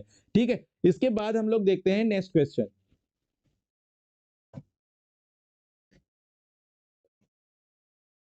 देखिए इसकी थ्योरी जो है, जो अभी मैंने सारी प्रोसीजर आपको समझाई है, उसी को इसकी बनाने का जो प्रोसीजर है वो यहाँ पर आपका दिया हुआ है। इसको आप प्रॉपर एक बार रीड कर लीजिएगा। बढ़ते हैं नेक्स्ट क्वेश्चन पे। क्वेश्चन नंबर नेक्स्ट आपके पास आता है, निम्न पर टिप्पणी लिखिए करके। तो इसमें आपको दो चीजें पूछा है, एक विशिष्ट चालकता क्या होती है जिसको हम इंग्लिश में बोलते हैं स्पेसिफिक कंडक्टिविटी, और दूसरे नंबर पे आता है आणविक चालकता जिसको हम मोलर कंडक्टिविटी बोलते हैं यहाँ पर। ठीक है जी, तो यहाँ पर सबसे पहले हम डील करते हैं विशिष्ट चालकता। तो विशिष्ट चालकता में आपको क्या क्या चीजें नोट डाउन करनी है, क्या क्या चीजें याद रखनी है, वो देख लीजिए पहले। विशिष्ट चालकता जो होती है, इसको हम लोग सीधे प्रतिरोध की व्युत्क्रम को क्या कहा जाता है, विशिष्ट चालकता कहा जाता है। विशिष्ट प्रतिरोध के व्युत्क्रम को, विशिष्ट प्रतिरोध के व्युत्क्रम को विशिष्ट चालकता कहा जाता है। इसके बाद हम बात करते हैं, इसको कप्पा से रिप्रेजेंट करते हैं, के साइन से रिप्रेजेंट करते हैं, जिसको क्या बोलते हैं, कप्पा बोलते हैं। और एक पॉइंट आपको और याद रखना है कि 1 सेंटीमीटर क्यूब वॉल्यूम वाले विद्युत अपघट्य के विलयन की जो चालकता होती है, उसको हम क्या बोल देते हैं, विशिष्ट चालकता बोल देते हैं। इसमें अब अपन इसको क्या करते हैं, थोड़ा सा जो है इसको इक्वेशन फॉर्म में अपन रिलेट करके देखते हैं। तो पहली लाइन क्या बोला था, विशिष्ट प्रतिरोध के व्युत्क्रम को विशिष्ट चालकता कहते हैं। तो ध्यान से समझिएगा, यहाँ पर के कप्पा इक्वल टू 1 अपॉन क्या होता है रो। चलो मैं इसको नेक्स्ट स्लाइड में आपको बताता हूँ, अच्छे से क्लियर होगा। यहाँ पर देखेंगे, स्पेसिफिक अगर मुझे स्पेसिफिक कंडक्टिविटी अगर मुझे चाहिए, इसका इक्वेशन अगर मुझे देखना है, तो इसको रिप्रेजेंट किससे करते हैं, कप्पा से। और ये किसके इनवर्सली प्रोपोर्शनल होता है, तो स्पेसिफिक रेजिस्टेंस के क्या होता है, ये इनवर्सली प्रोपोर्शनल होता है। तो यहाँ पर ये जो मैंने लिखा है नीचे 1 अपॉन रो जो लिखा है, इसमें रो क्या है बताओ, ये जो रो है इसको अपन बोलते हैं क्या, ये जो रो आपको लिखा है यहाँ पर, ये है विशिष्ट प्रतिरोध। क्या है, विशिष्ट प्रतिरोध, या इसको हम स्पेसिफिक रेजिस्टेंस बोलते हैं। विशिष्ट प्रतिरोध, या इसी को अपन स्पेसिफिक रेजिस्टेंस कहते हैं। ठीक है जी, अब ये स्पेसिफिक रेजिस्टेंस जो यहाँ पर आप देख रहे हो, इसका इक्वेशन कैसे लिखते हैं वो देख लीजिए। तो स्पेसिफिक रेजिस्टेंस जो होता है, इसकी इक्वल टू क्या होता है, R into A divided by L. अब ये इक्वेशन में ये जो टर्म हमने लिखा है, इनका मीनिंग भी देख लेते हैं। तो इसमें हमको क्या क्या नए टर्म दिख रहे हैं, तो यहाँ पे हमको आर दिख रहा है। आर मीन्स क्या होता है, रेजिस्टेंस, मीन्स इसको हम बोलते हैं प्रतिरोध। क्या बोलते हैं, प्रतिरोध। ए क्या है बेटा, ए है यहाँ पर area of cross section, area of cross section, इसको हम एरिया ऑफ क्रॉस सेक्शन बोलते हैं। मैं इसको अभी आपको समझा रहा हूं, ठीक है। एल क्या है यहाँ पर, लेंथ बिटवीन टू इलेक्ट्रोड। अगर हमारे पास कोई सेल है, उस सेल में ध्यान समझिएगा, उस सेल में 2 इलेक्ट्रोड है। देखिए ऐसे, ये ऐसे मैंने 2 इलेक्ट्रोड को इंक्लूड कर दिया है। अब ये दोनों इलेक्ट्रोड के जो बीच की डिस्टेंस होगी बेटा, इसको अपन किससे रिप्रेजेंट करते हैं, एल से। और ये इलेक्ट्रोड का जितना एरिया है, यहाँ पे अगर क्रॉस सेक्शन इसका लेंगे, है ना, ये इलेक्ट्रोड का, तो इसको अपन किससे रिप्रेजेंट कर रहे हैं, ए से। तो ये ए किसको रिप्रेजेंट कर रहा है, एरिया ऑफ क्रॉस सेक्शन। इस इलेक्ट्रोड का जब हमने क्रॉस सेक्शन लिया, तो जो एरिया, ये जो क्या बोलना चाहिए, एरिया ऑफ क्रॉस सेक्शन हमको मिलता है, उसको हम किससे रिप्रेजेंट कर दे रहे हैं, ए से। ठीक है, तो ये तीनों टर्म का आपको यहाँ पे मीनिंग मैंने बता दिया। अब जो है ये स्पेसिफिक रेजिस्टेंस का यहाँ पे वैल्यू पुट कर लो, तो यहाँ पे हो जाएगा कप्पा इक्वल टू क्या हो जाएगा बताओ, 1 अपॉन आर इंटू क्या हो जाएगा बच्चों, एल अपॉन ए। ठीक है, ये हमको एक इक्वेशन मिल गई और ये फाइनल इक्वेशन है यहाँ पर। अच्छा, अब आपको बोला जाए कि बताइए स्पेसिफिक जो क्या बोलना चाहिए आपकी कंडक्टिविटी है, विशेष चालकता जो है, उसकी यूनिट क्या है? तो बड़ा सिंपल है, देखो यूनिट निकालेंगे इसकी, तो यूनिट कैसे आएगी? तो स्पेसिफिक रेजिस्टेंस की यूनिट देखो, यहाँ पर आपके पास ऊपर क्या है? एल लेंथ है, लेंथ की यूनिट क्या हो जाती है? सेंटीमीटर में अपन ने देख लिए। आर रेजिस्टेंस है, रेजिस्टेंस की यूनिट क्या होती है? ओम, ठीक है। और एरिया ऑफ क्रॉस सेक्शन की जो यूनिट होती है वो सेंटीमीटर स्क्वायर होती है। एक सेंटीमीटर से एक सेंटीमीटर को कैंसल आउट कर दो, तो यहाँ पर आपको जो यूनिट मिलेगी यहाँ पे वो क्या मिलेगी बताओ? ये मिलेगी ओम, ऊपर जाएगा तो ओम इनवर्स, और सेंटीमीटर ऊपर जाएगा तो सेंटीमीटर इनवर्स, ठीक है जी। तो ये हमारे पास जो है किसकी यूनिट आ गई बताओ? ये स्पेसिफिक कंडक्टिविटी की क्या आ गई? यूनिट आ गई। तो इस टाइप से हमको एक थोड़ा सा डेरिवेशन भी करके यहाँ पे बताना पड़ेगा, तो आपको पूरे नंबर मिल जाएंगे, ठीक है। बढ़ते हैं नेक्स्ट क्वेश्चन के ऊपर। क्वेश्चन नंबर आपके पास आता है नेक्स्ट, क्या? आणविक चालकता, जिसको हम क्या बोलते हैं? मोलर चालकता। इसको पहले आप एक लाइन में समझने का प्रयास करो, डेफिनेशन के फॉर्मेट में क्या बोला जा रहा है? एक मोलर विलियन, मतलब हमारे पास अगर कोई सॉल्यूशन है, यहाँ पर ऐसे देख लीजिएगा, यहाँ पर अगर मेरे पास क्या है? कोई सॉल्यूशन है, यहाँ पर मेरे पास क्या है बच्चों? एक कंटेनर है जिसपे मेरे पास कितना सॉल्यूशन रखा है बताओ? यहाँ पर हमारे पास 1 मोलर सॉल्यूशन है। कितने मोलर सॉल्यूशन है यहाँ पे? यहाँ पर हमारे पास जो है 1 मोलर सॉल्यूशन है। इस 1 मोलर सॉल्यूशन की जो कंडक्टिविटी होती है उसको अपन क्या बोल देते हैं बताओ? मोलर कंडक्टिविटी बोल देते हैं। क्या बोल देते हैं? Molar conductivity. इसको डेफिनेशन फॉर्मेट में भी देख लो, यहाँ पर लिखा भी है 1 मोलर विद्युत अपघट्य विलयन की चालकता को जो है मोलर चालकता कहते हैं, या फिर यहाँ पर ध्यान सुन लीजिए, 1 मोलर विद्युत अपघट्य विलयन में आवेश प्रवाह की दर, आवेश प्रवाह की दर है, ये एक्चुअल में प्रभाव लिख दिया गया है यहाँ पे, थोड़ा सा मिस्टेक है, इसको सुधार लेंगे। आवेश प्रवाह की दर है ना, इसको मैं सुधार देता हूँ। आवेश प्रवाह की दर,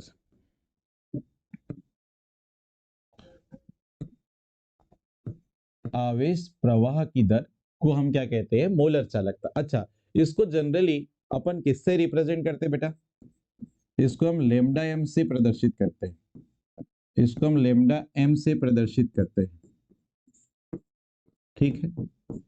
अब इसका जो इक्वेशन है वो डेरिवेशन कैसे करेंगे, ध्यान सुनना। लेमडा एम इक्वल टू क्या होता है यहाँ पर? Conductivity into 1000 divided by molar, molarity, ठीक है। ये हमारे पास यहाँ पर एक इक्वेशन आता है, इसको आपको याद रखना है। अब के फॉर अभी थोड़ी देर पहले ही पढ़ के आए हैं। के फॉर क्या होता है बता सकते हो क्या? इसको हम स्पेसिफिक कंडक्टिविटी बोलते हैं, विशिष्ट चालकता हम इसको बोलते हैं बेटा। और एम क्या है यहाँ पर? मोलरिटी। ये क्या है? मोलरिटी, मोलरता इसको हम हिंदी में बोलते हैं, ठीक है। ये क्या है? मोलरता। अब आप देखो, ध्यान समझना, मोलरिटी एक्चुअल में कॉन्सेंट्रेशन है। क्या है? कॉन्सेंट्रेशन। और कॉन्सेंट्रेशन जो है या मोलरिटी का जो फॉर्मूला होता है, या मोलरिटी को अपन किस पे, इसको अपन क्या बोल सकते हैं? कॉन्सेंट्रेशन। या मोलरिटी का जो फॉर्मूला होता है वो क्या होता है? मोल पर लीटर होता है, ठीक है जी, मोल पर लीटर, है ना। या मोलरिटी की जो यूनिट होती है वो मोल पर क्या होती है? यूनिट अपन ऐसे जानते हैं। और मोलरिटी क्या है? एक्चुअल में कॉन्सेंट्रेशन। क्या है?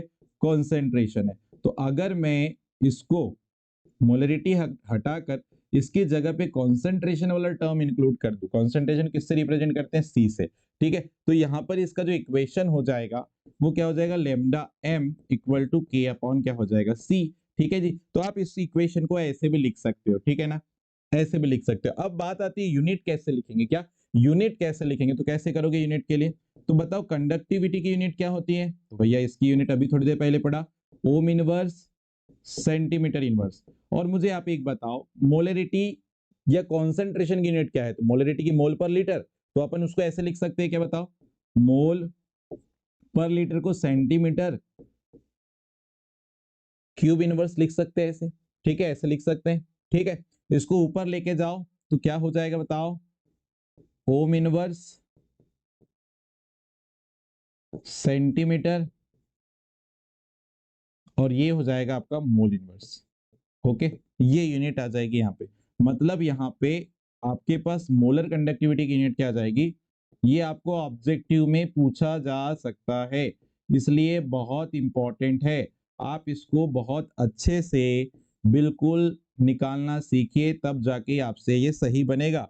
क्योंकि जो टर्म्स हैं यहाँ से आपको बेसिक इंपॉर्टेंट क्वेश्चन बन सकते हैं सिंपल वाले, तो ये आपको आने चाहिए।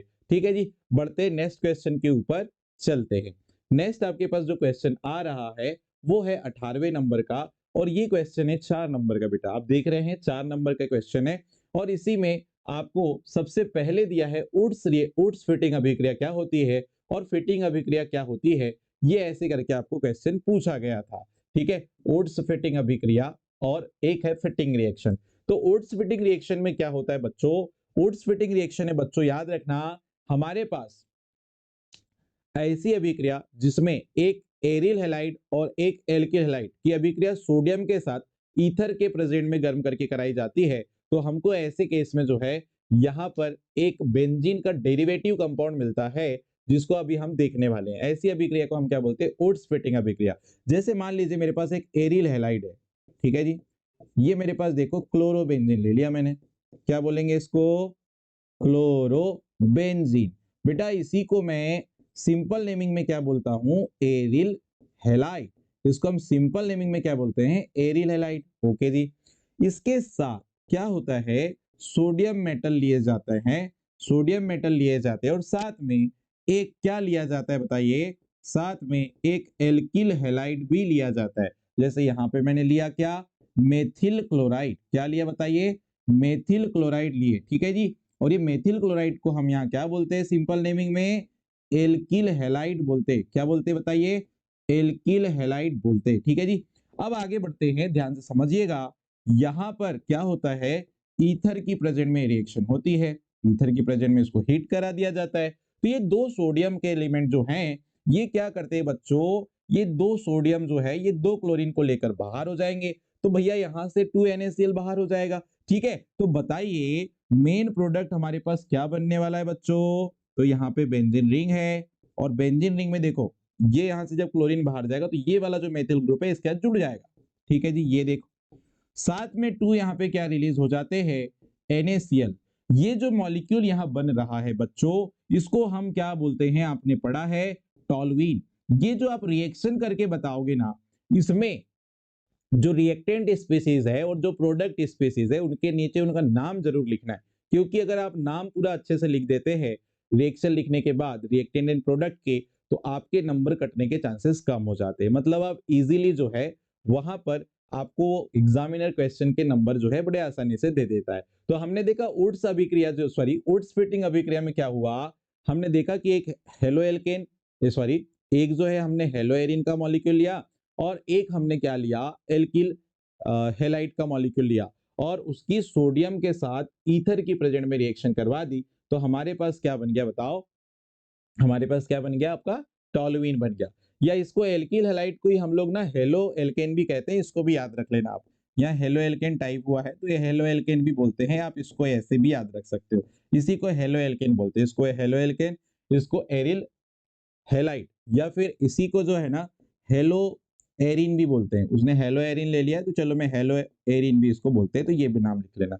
तीनों नाम सही है, गलत कुछ भी नहीं है। ठीक है जी, बढ़ते नेक्स्ट फिटिंग रिएक्शन के ऊपर। फिटिंग रिएक्शन में क्या होता है, सिमिलर रिएक्शन है, लेकिन यहां पर आपके पास जो 2 मोल्स आप ले रहे हो वो हेलो एरिन के लेना है, या फिर उसको एरिल हैलाइड के बोल सकते हैं। ठीक है, मतलब जब आप 2 मोल्स क्या ले रहे हो, 2 मोल्स आप किसके ले रहे हो बताओ, हेलो एरिन के या फिर एरिल हैलाइड के, और उसकी अभिक्रिया सोडियम मेटल के साथ किसकी प्रेजेंट में करा रहे हो बताओ, ईथर की प्रेजेंट में करवा रहे हो, ईथर की प्रेजेंट में करवा रहे हो। ठीक है, तो ऐसे केस में क्या होगा बताइए, ये दो हेलोजन जो हैं वो दो सोडियम के साथ हो जाएंगे बाहर, और यहाँ पे आपके पास फाइनल प्रोडक्ट क्या बनेगा बताइए, यहाँ पर दो बेंजीन रिंग जो है वो आपस में ऐसे जुड़ जाएगी। इसको बेटा हम लोग डाइफेनिल बोलते हैं। क्या बोलते हैं, डाइफेनिल बोलते हैं। ठीक है जी, तो ये है हमारे पास फिटिंग अभिक्रिया। फिटिंग रिएक्शन बड़ी सिंपल सी है, इसमें ईथर की प्रेजेंट में हेलो एरिन को सोडियम के साथ गर्म कर दिया जाता है और डाइफेनिल बनाया जाता है, ये अभिक्रिया कहलाती है फिटिंग रिएक्शन। तो इसका नाम अगर आप लिखना चाहते हैं तो इसको हम क्लोरोबेंजीन बोलते हैं। क्या बोलते हैं, क्लोरोबेंजीन। ये है बेटा क्लोरोबेंजीन, और इसी को हम लोग सिंपल नेमिंग में हेलो एरिन बोल सकते हैं। या इसी को एरिल हैलाइड भी बोल सकते हैं। क्लियर है? ओके। यहाँ जो ये भी आपका एरियल हैलाइड है मॉलिक्यूल। बड़ा सिंपल सा आपका फिटिंग रिएक्शन था, सभी बच्चों को समझ में आया होगा। बढ़ते नेक्स्ट क्वेश्चन के ऊपर। नेक्स्ट क्वेश्चन आपके पास क्या रखा है, देखो इसके और वाला क्वेश्चन है। अब देखो बड़ा सिंपल सा है, यहाँ पर आपको बोल रहा है निम्न को कैसे बनाओगे, मतलब मुझे क्लोरोफॉर्म से क्लोरोपिक्रीन बनाना है, या फिर मुझे क्लोरोफॉर्म से क्लोरिटोन बनाना है, या क्लोरोफॉर्म से फेनिल आइसोसाइनेट बनाना है, या क्लोरोफॉर्म से एसिटिलीन बनाना है। तो आप कैसे करोगे, चलिए देखते हैं एक एक करके, यहाँ पे तीनों के तीनों देखते हैं। चलिए इसमें अपन नेक्स्ट स्लाइड में इसको देखते हैं कि नेक्स्ट स्लाइड में इसके पास अलग अलग सेपरेट दिया है क्या, नहीं। इसके बाद जो है, अच्छा स्लाइड छोड़ दी गई है, ओके ठीक है। तो क्लोरोफॉर्म से क्लोरोपिक्रीन कैसे बनाएंगे वो सबसे पहले हम लोग यहाँ पर देखते हैं बच्चों। तो यहाँ पहले नंबर पे हमारे पास वही दिया है, क्लोरोफॉर्म से आप क्लोरोपिक्रीन कैसे बनाएंगे, ठीक है जी। तो यहाँ पहले नंबर पे अपन आते हैं क्लोरोफॉर्म टू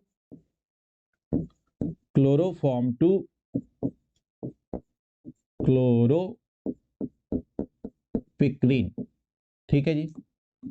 क्लोरोफॉर्म से क्लोरोपिक्रीन कैसे बनाना है तो देखते हैं इसका प्रोसीजर। तो सबसे पहले आपको क्लोरोफॉर्म लेना है, CH3CCHCl3, ये क्लोरोफॉर्म होता है, ठीक है। इस पे कॉन्सेंट्रेट HNO3 के साथ इसकी रिएक्शन कराते हैं। ओके, तो यहां पर बच्चों क्या बनता है, ध्यान समझिएगा। यहां पे बनता है Cl3C, और इसको चलो मैं थोड़ा सा स्ट्रक्चर फॉर्मेट में दिखा देता हूं आपको। 3 क्लोरीन जो है ऐसे, यहां से क्या जुड़ जाएगा आपका NO2, और यहाँ पे क्या जुड़ जाता है आपका बताओ, यहां से क्या रिलीज होता है बताओ, वाटर। मतलब ये जो HNO3 मॉलिक्यूल है ये OH माइनस और NO2 प्लस में जाके ब्रेक डाउन होगा, और यहाँ पे क्या होता है कि जो H है यहाँ से हाइड्रोजन जो है वो इस OH के साथ वाटर के फॉर्म में निकल जाएगा, और ये NO2 जो है उस हाइड्रोजन की जगह पे यहाँ पे क्या हो जाएगा, जुड़ जाएगा बच्चों। तो ये जो कंपाउंड हमको मिल रहा है इसको हम बोलते हैं क्लोरोपिक्रीन। क्या बोलते हैं, क्लोरोपिक्रीन। बोलो क्लियर है? चलिए बढ़ते नेक्स्ट स्लाइड के ऊपर, या इसी में, चलो मैं इसी में बताने का प्रयास कर रहा हूँ क्लोरोफॉर्म से क्लोरीटोन कैसे बनाओगे, ठीक है जी। तो यहां पर बच्चों सेकेंड नंबर पे अगर हम बात करते हैं क्लोरोफॉर्म टू क्लोरीटोन, ये कैसे बनाएंगे, बड़ा सिंपल है जी, देख लेते हैं। देखिएगा जरा, सबसे पहले आप क्लोरोफॉर्म लिखो CaCl3। अगर क्लोरीटोन बना रहे हो तो सेकंड जो मॉलिक्यूल होता है वो होता है यहाँ पे एसीटोन। कौन सा होता है, एसीटोन। ये एसीटोन ले लिया, ठीक है। तो क्लोरोफॉर्म है और ये क्या है आपके पास, एसीटोन है। इसकी आपने अभिक्रिया करवाई, ठीक है। तो होता क्या है, यहां से इलेक्ट्रॉन पेयर शिफ्ट यहां होंगे, ये H जाके जुड़ेगा यहां पर, और ये कार्बन अटैक करेगा यहां पर, तो ये बन जाएगा CCl3C, और ये कार्बन, यहाँ पे कौन जुड़ा है OH, यहाँ पे CH3, और यहाँ पे कौन जुड़ा है CH3 ग्रुप, ठीक है जी। तो ये हमारे पास यहाँ पर क्या बन जाता है, फाइनल प्रोडक्ट बन जाता है। इसको अपन क्या बोलते हैं बताओ, इसका सिंपल नेम यहाँ पे बोला जाता है क्या, क्लोरीटोन। क्या बोला जाता है, क्लोरीटोन। क्लोरीटोन इसका जो है ना सिंपल नेम होता है। अगर IUPAC नेम आप लिखने जाते हो तो IUPAC नेम इसका कुछ और हो जाता है। अगर IUPAC नेम अगर आप लिखोगे तो कैसे लिखोगे बताओ, इसका नाम हो जाएगा 1113 ट्राइक्लोरो, लिख देता हूं मैं, चलो यहाँ पे IUPAC नेम भी लिख देता हूं, चलो 1,1,1 trichloro 2 methyl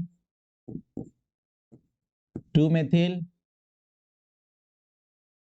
propan two ol, ये इसका IUPAC नाम हो जाएगा, आप देख लीजिएगा एक बार, ठीक है जी। 1,1,1 trichloro 2 methyl propane two ol, ये इसका क्या हो जाएगा, IUPAC नाम यहाँ पर हो जाएगा। अब बढ़ते हैं नेक्स्ट, आपके पास आता है क्या, थर्ड नंबर पे। देखो इसको थोड़ा सा मैं मिटा देता हूँ, आप इसको नोट डाउन कर लेना, इसी स्लाइड में देख लेते हैं। नेक्स्ट स्लाइड में फिर क्या होगा कि हमको फिर से लिखना पड़ेगा, इसलिए मैं यहाँ से बता रहा हूँ। थर्ड नंबर पे देखो, थर्ड नंबर पे क्लोरोफॉर्म से फेनिल आइसोसाइनाइड क्या दिया है, chloroform to phenyl isocyanide. सबसे पहले अगर ये वाली अभिक्रिया अगर हम देखते हैं तो इसमें आपको देखो क्लोरोफॉर्म से क्या बनाना है, फेनिल आइसोसाइनाइड बनाना है। क्या बनाना है, फेनिल आइसोसाइनाइड बनाना है। तो बेटा यहाँ पे होता क्या है वो समझना आप। यहाँ पे सबसे पहले हम लोग लेकर आते हैं किसको, एनिलीन को, NH2। बेंजीन रिंग से NH2 जुड़ा है तो इसको क्या बोलेंगे, एनिलीन। तो एनिलीन की अभिक्रिया क्लोरोफॉर्म के साथ KOH, आपके पास बेस भी चाहिए होता है, यहाँ पर कौन सा बेस चाहिए आपको, KOH, 3 मोल्स ऑफ KOH, ठीक है, इसके साथ कराते हैं तो हमारे पास ये जो ग्रुप है मेन ग्रुप, ये आइसोसाइनाइड ग्रुप में बदल जाता है। मतलब ये आपके पास ऐसे हो जाएगा, ठीक है जी। और साथ में यहाँ पर 3 जो पोटेशियम है वो 3 KCl के साथ, 3 सॉरी Cl के साथ यहाँ से हो जाएंगे बाहर, ठीक है जी। ध्यान समझते जाइए। और क्या बच गया हमारे पास, यहाँ पे 2 हाइड्रोजन, यहाँ 1 हाइड्रोजन, 3 हाइड्रोजन, और ये 3 OH ग्रुप, यहाँ से 3 क्या निकल जाएंगे, वाटर। आपके पास 3 यहाँ पे क्या निकल जाएंगे, वाटर। तो ये जो आपके पास मॉलिक्यूल बना, इसको हम बोलते हैं फेनिल आइसोसाइनाइड। क्या बोल देते हैं, फेनिल आइसोसाइनाइड, ठीक है। इसी को आप अगर 2 लाइन थ्योरी यहाँ पे इंक्लूड करना चाहते हैं तो आप ऐसे लिख लीजिएगा कि क्लोरोफॉर्म से फेनिल आइसोसाइनाइड बनाना है। वैसे यहाँ आपको थ्योरी लिखने की जरूरत नहीं है, वैसे उसने स्टेटमेंट क्वेश्चन दिया है तो आप सीधे क्या बोलना चाहिए, इसको कन्वर्ट कर दो, खत्म हो जाती बात। नेक्स्ट आता है क्लोरोफॉर्म से एसिटिलीन कैसे बनाओगे, तो इधर सामने देखिएगा, बड़े आसानी से बना लेंगे, ठीक है जी। नेक्स्ट आपके पास 4th नंबर पे आता है क्लोरोफॉर्म से क्या बनाना है आपको, क्लोरोफॉर्म से, क्लोरोफॉर्म से क्या बनाना है, एसिटिलीन।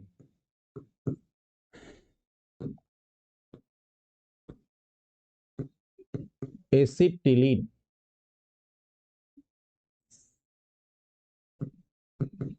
एसिटिलीन ये बनाना है, ठीक है जी। तो यहां देख लीजिएगा, देखिए क्लोरोफॉर्म CsCl3, इसके साथ क्या करते हैं हम लोग, यहाँ पे सिल्वर मेटल लेते हैं। क्या लेते हैं, सिल्वर मेटल। कितने मोल्स लेंगे, 6 मोल। और यहाँ क्लोरोफॉर्म के कितने मोल लिए, 2 मोल। और हिट करा देते हैं तो यहाँ से 6 क्लोरीन 6 सिल्वर के साथ बाहर हो जाएगा। और यहाँ पे finally CH triple bond CH, ये आपके पास एसिटिलीन बन जाएगा। साथ में यहाँ पे 6 क्या निकल जाते हैं, AgCl। तो ये जो आपके पास मॉलिक्यूल फॉर्म हो रहा है, इसी को अपन लोग क्या बोलते हैं बताइए, इसी को अपन बोलते हैं यहाँ पे एसिटिलीन। क्या बोल देते हैं, एसिटिलीन, आप इसको नाम दे देते हैं। क्लियर है जी। तो ये हमारे पास कन्वर्जन था, क्लोरोफॉर्म से कुछ कंपाउंड हमको बनाने थे जो हमने बड़े आसानी से बना लिए, ठीक है जी। अब आते हैं नेक्स्ट क्वेश्चन के ऊपर।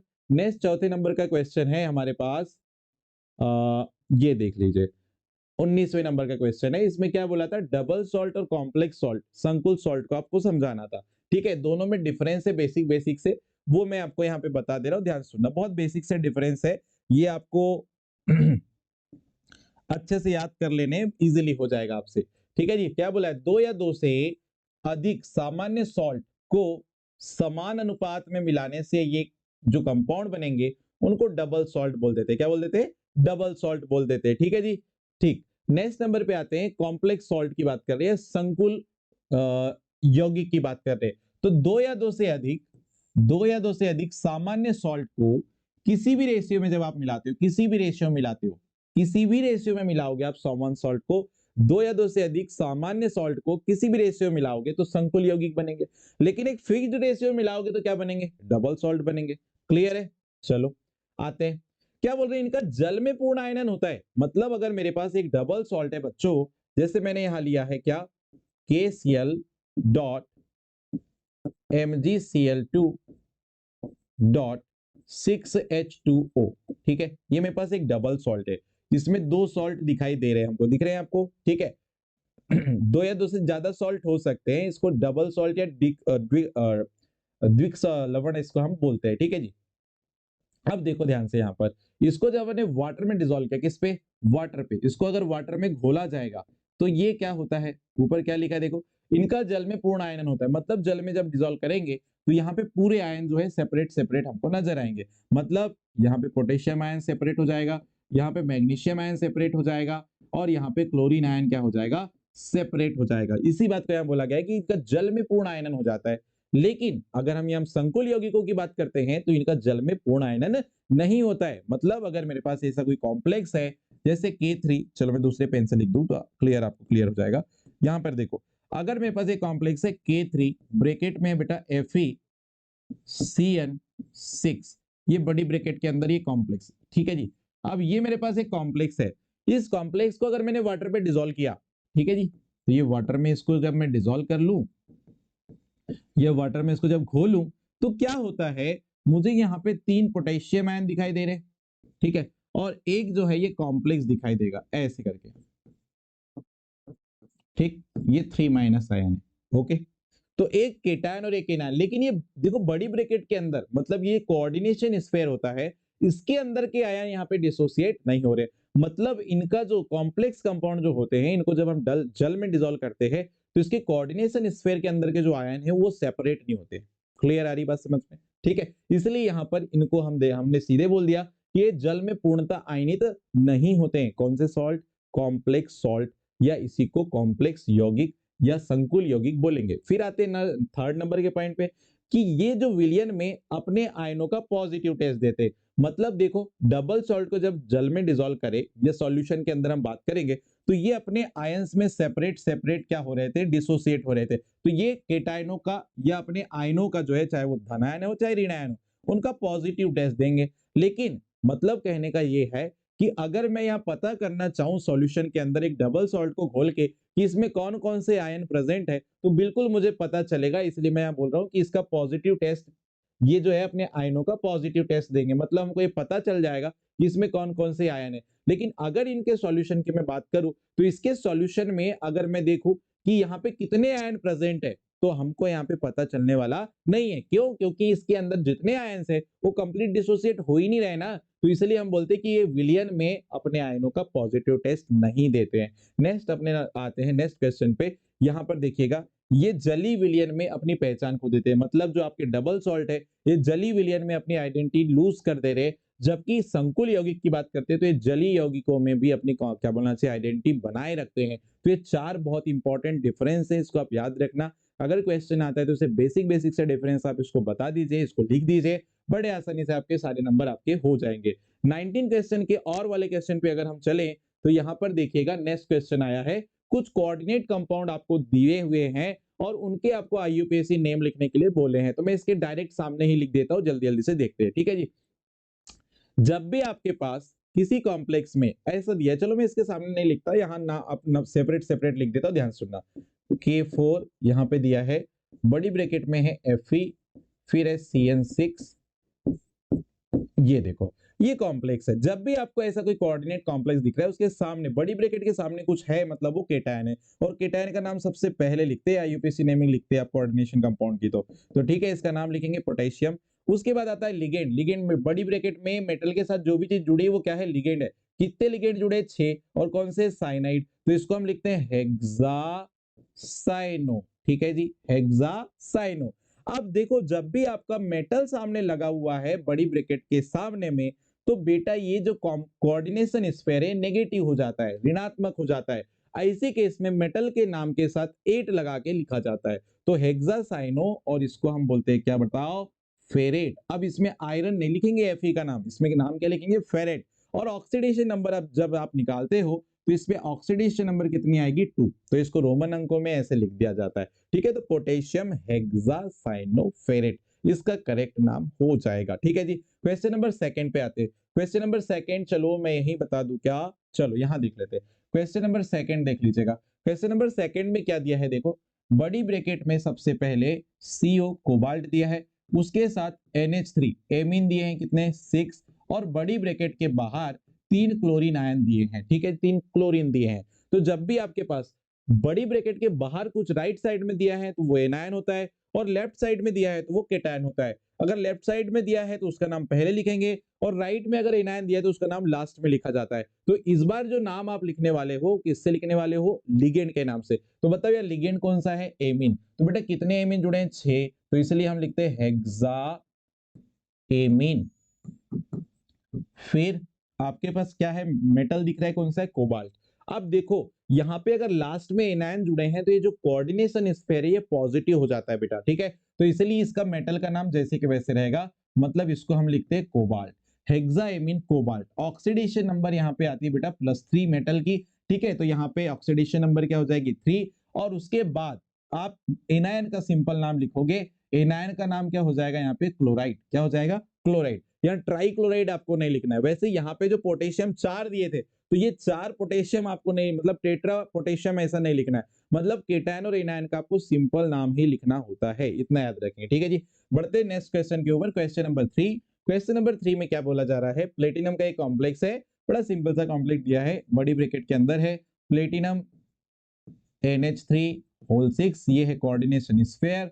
ठीक है, इसके बाहर दिए हैं 4 सिंपल एनायन। अब इसका मुझे नाम लिखना है, बता सकते हैं क्या होगा? यहाँ पे सबसे पहले स्टार्ट करेंगे अपन लोग किसके नाम से? लिगेंड। कितने लिगेंड है? 6। कौन से हैं? एमीन, तो हेक्साएमीन इसका नाम हो जाएगा।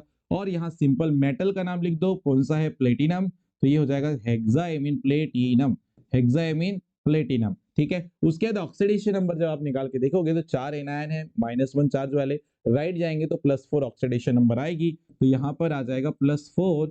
यहाँ पर देखो क्या बोला? हेक्साएमीन प्लेटिनम 4। और लास्ट में आप क्या लिख दोगे बताओ? क्लोराइड लिख दोगे। क्या लिख दोगे? क्लोराइड, क्योंकि सिंपल एनायन है तो सीधा इसका नाम लिख देंगे। ठीक है जी। बढ़ते आगे नेक्स्ट क्वेश्चन के ऊपर। क्वेश्चन नंबर आपके पास क्या आया? 4। क्वेश्चन नंबर 4 क्या है? देखिए K3FeCN6। अच्छा, इसका भी नाम आपको लिखना है, बड़ा सिंपल है। और इस बार देखो फिर से मेटल जो है, सॉरी केटायन जो है वो सामने दे दिया इस बार बड़ी ब्रैकेट मतलब कोऑर्डिनेशन स्फीयर के पहले जो है उसने आयन स्फीयर दे दिया है, ये इसको आयनाइजेशन स्फीयर बोलते हैं हम लोग। तो देखो मेटल अगर कोड बड़ी ब्रैकेट के सामने अगर कुछ चीज दी है पहले, तो वो मेटल होता है, केटायन होता है। क्या होता है? केटायन। इसका आप सिंपल नाम लिखोगे सबसे पहले। नाम क्या होता है कोई बताएंगे? के किस एलिमेंट को रिप्रेजेंट करता है? पोटेशियम, तो इसका नाम होता है पोटेशियम। फिर लिगेंड का नाम लिखो, कितने साइनाइड है? 6, तो हेक्सा। फिर आएगा साइनो, इसका नाम साइनाइड है तो साइनो लिख सकते हैं, या साइनाइडो भी लिख सकते हैं, लेकिन साइनो मोस्टली यूज होता है। ठीक है, उसके बाद देखो अब ये आयरन का जो नाम है फिर से चेंज होने वाला है। क्यों? क्योंकि मेटल सामने दिया है तो ये कॉम्प्लेक्स कैसा हो जाता है? एनायन, मतलब एनायनिक हो जाता है। और एनायनिक कॉम्प्लेक्स जब भी होता है तो मेटल का नाम जो है बेटा उसके नाम के बाद 8 लगता है, तो फिर से यहाँ पे नाम क्या हो जाएगा? फेरेट। मेटल का नाम क्या हो जाएगा? फेरेट। और कितना यहाँ पे ऑक्सीडेशन नंबर कितनी आएगी? +3 चार्जेस के प्लस -3 कैंसिल करो, और -3 राइट में जाएगा तो ये क्या हो जाएगा? +3, तो ये हो जाएगा बेटा क्या? 3। ठीक है, तो ऐसे सिंपल सिंपल नाम होते हैं इनके, आपको बड़े आसानी से लिख लेना है, 1-2 क्वेश्चन आपको देखने को मिल सकते हैं। बढ़ते नेक्स्ट क्वेश्चन के ऊपर बेटा। क्वेश्चन नंबर लास्ट हमारे पास अब स्टार्ट हो रहा है, कौन सा? 20 नंबर का। 20 नंबर का जो क्वेश्चन है इसमें आपको कुछ नहीं करना है, एनसीईआरटी में जितना आपको दिया है रिएक्शन अगर पूछता है तो रिएक्शन की रिएक्शन ही आपको लिखना है, कंडीशन के साथ आपको रिएक्शन लिखना है। मैकेनिज्म एनसीईआरटी के अंदर गिवन नहीं है, इसलिए मैकेनिज्म लिखने की रिक्वायरमेंट नहीं होनी चाहिए। अगर एनसीईआरटी में आपको मैकेनिज्म दिया होता तो आप मैकेनिज्म के साथ प्रॉपर लिखते, लेकिन एनसीईआरटी में अगर मैकेनिज्म नहीं दिया है तो आपका सफिशिएंट है कि उस रिएक्शन की थ्योरी लिख दो, एक्चुअल में आपको किस रिएक्टेंट को ले रहे हो, उस किस रिएजेंट के साथ रिएक्ट करवा रहे हो और क्या प्रोडक्ट बना रहे हो, उतना ही आपने कर दिया तो आपके सारे नंबर आपके फिक्स है। ठीक है, तो यहाँ पर देख लीजिए गॉटरमान एल्डिहाइड सिंथेसिस, आपको पहला क्वेश्चन पूछा है। देखो 20 नंबर का जो क्वेश्चन है बेटा इसमें 2 आपको पार्ट में रिएक्शन दी है, गॉटरमान एल्डिहाइड सिंथेसिस और गॉटरमान को सिंथेसिस। तो आपको देखो ध्यान से, गॉटरमान एल्डिहाइड सिंथेसिस की अगर हम बात करते हैं तो यहाँ पर हमको क्या बोल रहा है, ध्यान सुनना, कि जब भी हमने बेटा बेंजीन के साथ या बेंजीन की रिएक्शन HCN प्लस HCl के मिक्सचर के साथ निर्जल AlCl3 की उपस्थिति में हाई प्रेशर पे कराई है ना, ईथरी विलियन में, मतलब ईथर की प्रेजेंट भी होगी यहाँ पर, करवाते हैं तो ऐसे केस में क्या बनता है? बेंजल्डिहाइड बनता है। मतलब ये बेंजल्डिहाइड बना, दोनों ही अभिक्रिया से बेंजल्डिहाइड बनेगा। कंडीशन थोड़ी सी बार याद रखना है। चलो मैं इसके सीधे आपको रिएक्शन बताता हूँ, उतना ही आपको काम करना है, जितना मैं आपसे बोल रहा हूँ उतना ही काम करना है। ठीक है, तो यहाँ रिएक्शन देखते हैं इसकी। ये है आपके पास बेंजीन रिंग, बेंजीन रिंग में आपको क्या बोल रहा है? ये आपके पास क्या है? बेंजीन। ये क्या है आपके पास? बेंजीन है बेटा। ठीक है, इसमें आपको क्या देख रहे हैं? आप यहाँ पर HCN प्लस HCl का मिक्सचर आप ले रहे हो एनहाइड्रस AlCl3 की प्रेजेंट में। ठीक है, और यहाँ पर जो है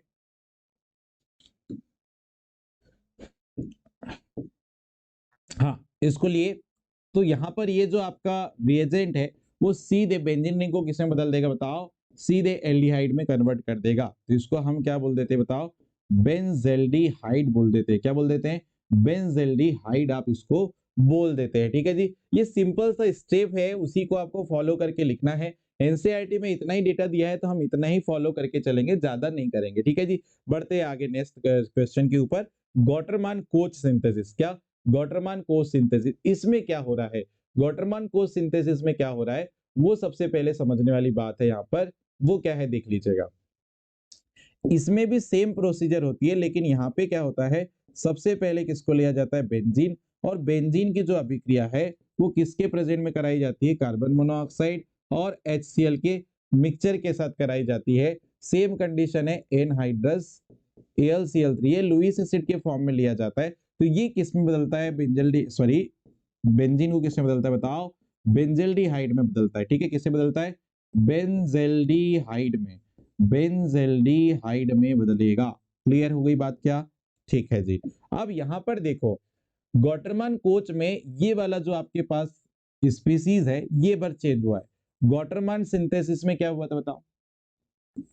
गॉटरमान एल्डिहाइड सिंथेसिस में यहां पर केवल क्या चेंज था? यहां HCl लिया जा रहा था। ठीक है, यहां पर गॉटरमान कोच में क्या ले लेते हैं? कार्बन मोनोऑक्साइड को ले लेते हैं, और साथ में क्या रहता है? HCl आपका एसिड रहता है, इसको मिक्स करते हैं, और साथ में एनहाइड्रस AlCl3 रहेगा। इसकी प्रेजेंट में बेंजीन जो है वो किसमें कन्वर्ट हो जाता है बताइए? बेंजल्डिहाइड में कन्वर्ट हो जाता है। किसमें बताइए? बेंजल्डिहाइड में कन्वर्ट हो जाता है। इसकी अगर मैकेनिज्म हम लिखेंगे तो मैकेनिज्म बहुत बड़ी हो जाएगी, और जो हमको दी नहीं है तो एग्जाम में इसको लिखने की जरूरत भी मुझे नहीं लगती कि लगेगी। ठीक है, तो आते हैं नेक्स्ट इसके और वाले क्वेश्चन पे बेटा। और वाला क्वेश्चन क्या है देखिए जरा ध्यान से। रोजनमुंड अभिक्रिया और केनिजारो अभिक्रिया, देखो क्या बोल रहा है। रोजनमुंड अभिक्रिया, एसिल क्लोराइड के बेरियम सल्फेट पर अवलंबित पैलेडियम उत्प्रेरक पर हाइड्रोजनीकरण से एल्डिहाइड प्राप्त होते हैं, इस अभिक्रिया को रोजनमुंड अभिक्रिया कहा जाता है। मतलब क्या बोल रहा है, हमारे पास क्या दिया हुआ है बच्चों? यहां पर दिया है बेंजोइल क्लोराइड। क्या है? एसिल क्लोराइड बोलो या इसको बेंजोइल क्लोराइड बोल दो, कोई दिक्कत नहीं है। इसको बेंजोइल क्लोराइड भी बोला जाता है। ठीक है, तो बेंजोइल क्लोराइड बोल दो आप, कोई दिक्कत नहीं है। इसकी जो है हम H2 गैस के साथ पैलेडियम BaSO4, ये रोजनमुंड अपचायक बोलते हैं इसको, PdBaSO4, इसके प्रेजेंट में रिएक्शन करवाते हैं। तो ये जो आपके पास एसाइल ग्रुप होता है वो एल्डिहाइड में बदल जाता है। किसे बदल जाता है? एल्डिहाइड में बदल जाता है। तो ये आपके पास फाइनल प्रोडक्ट होगा।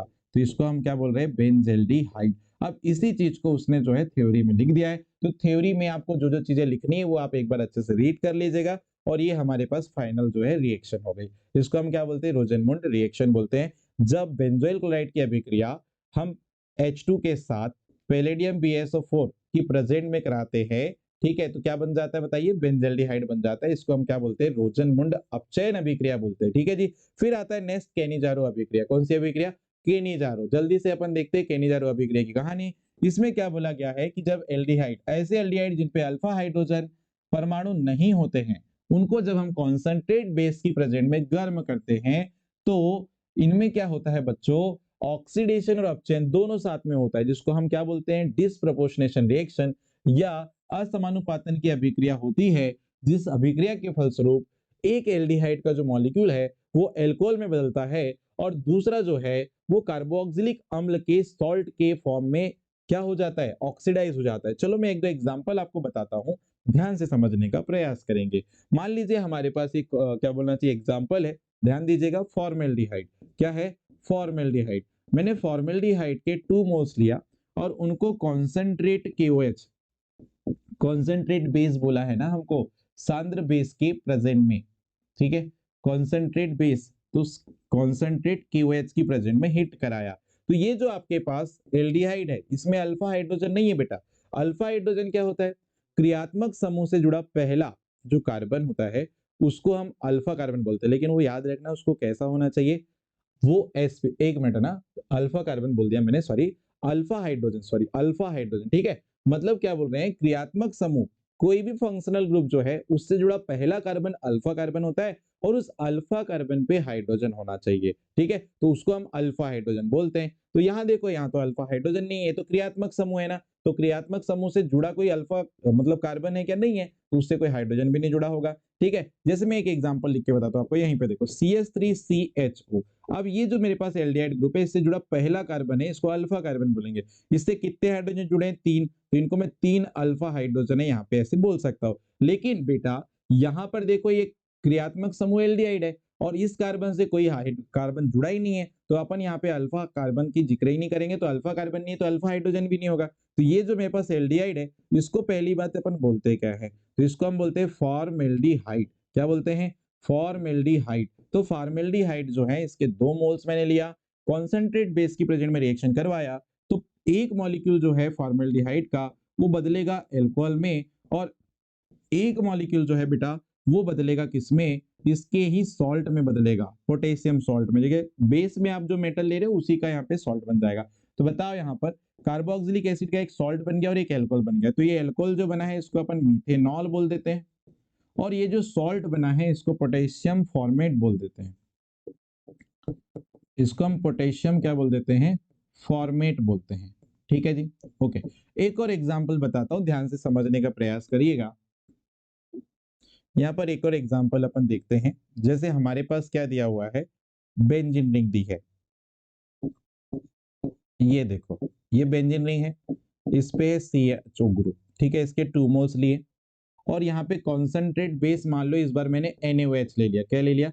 NaOH ले लिया, और इसको मैंने हिट कराया। ठीक है, तो बेंजल्डिहाइड, ये क्या है मेरे पास? बेंजल्डिहाइड। इसमें भी अल्फा हाइड्रोजन मिसिंग है, ये अल्फा कार्बन तो होता है लेकिन इसके पास हाइड्रोजन नहीं है। तो बेंजल्डिहाइड भी जो है ये भी हमारे पास ऐसा एल्डिहाइड है जिसके पास अल्फा हाइड्रोजन नहीं होता, तो ये भी केनोजारी अभिक्रिया देगा। तो 2 मोल्स बेंजल्डिहाइड के लिए, एक मोल्स जो है वो अल्कोहल में बदलेगा और दूसरा किस में बदलेगा? उसके सॉल्ट में। तो बताओ यहाँ पर आपके पास ये बन जाएगा बेंजाइल अल्कोहल। ठीक है, ये पहला बन गया, और दूसरा जो मॉलिक्यूल है वो कुछ ऐसे बन जाएगा जी, ये फेनिल रिंग है और ये COONA में कन्वर्ट हो जाएगा। तो इसको अपन क्या बोलेंगे? बेंजाइल अल्कोहल, या इसी का एक और नाम होता है, क्या बताओ? 1 फेनिल मीथेनॉल। 1 phenyl methanol. यहां पर आओ, इसका नाम क्या हो जाएगा बेटा? इसका नाम हो जाएगा सोडियम बेंजोएट। इसका नाम क्या होता है? Sodium benzoate. तो ठीक है सॉरी। तो यहां पर अपन ने जो है 20वें क्वेश्चन को भी पूरा अच्छे से समझ लिया, और यहां पर जाकर हमारे 20 क्वेश्चन जो है फर्स्ट मॉडल पेपर के कंप्लीट होते हैं। अब बेटा इसको आप अच्छे से प्रॉपर पढ़िए, इसी पैटर्न पे सेम क्वेश्चन आपको देखने को मिलने वाले हैं। मिलते हैं next paper, next model paper को लेकर नेक्स्ट लेक्चर में। जय हिंद।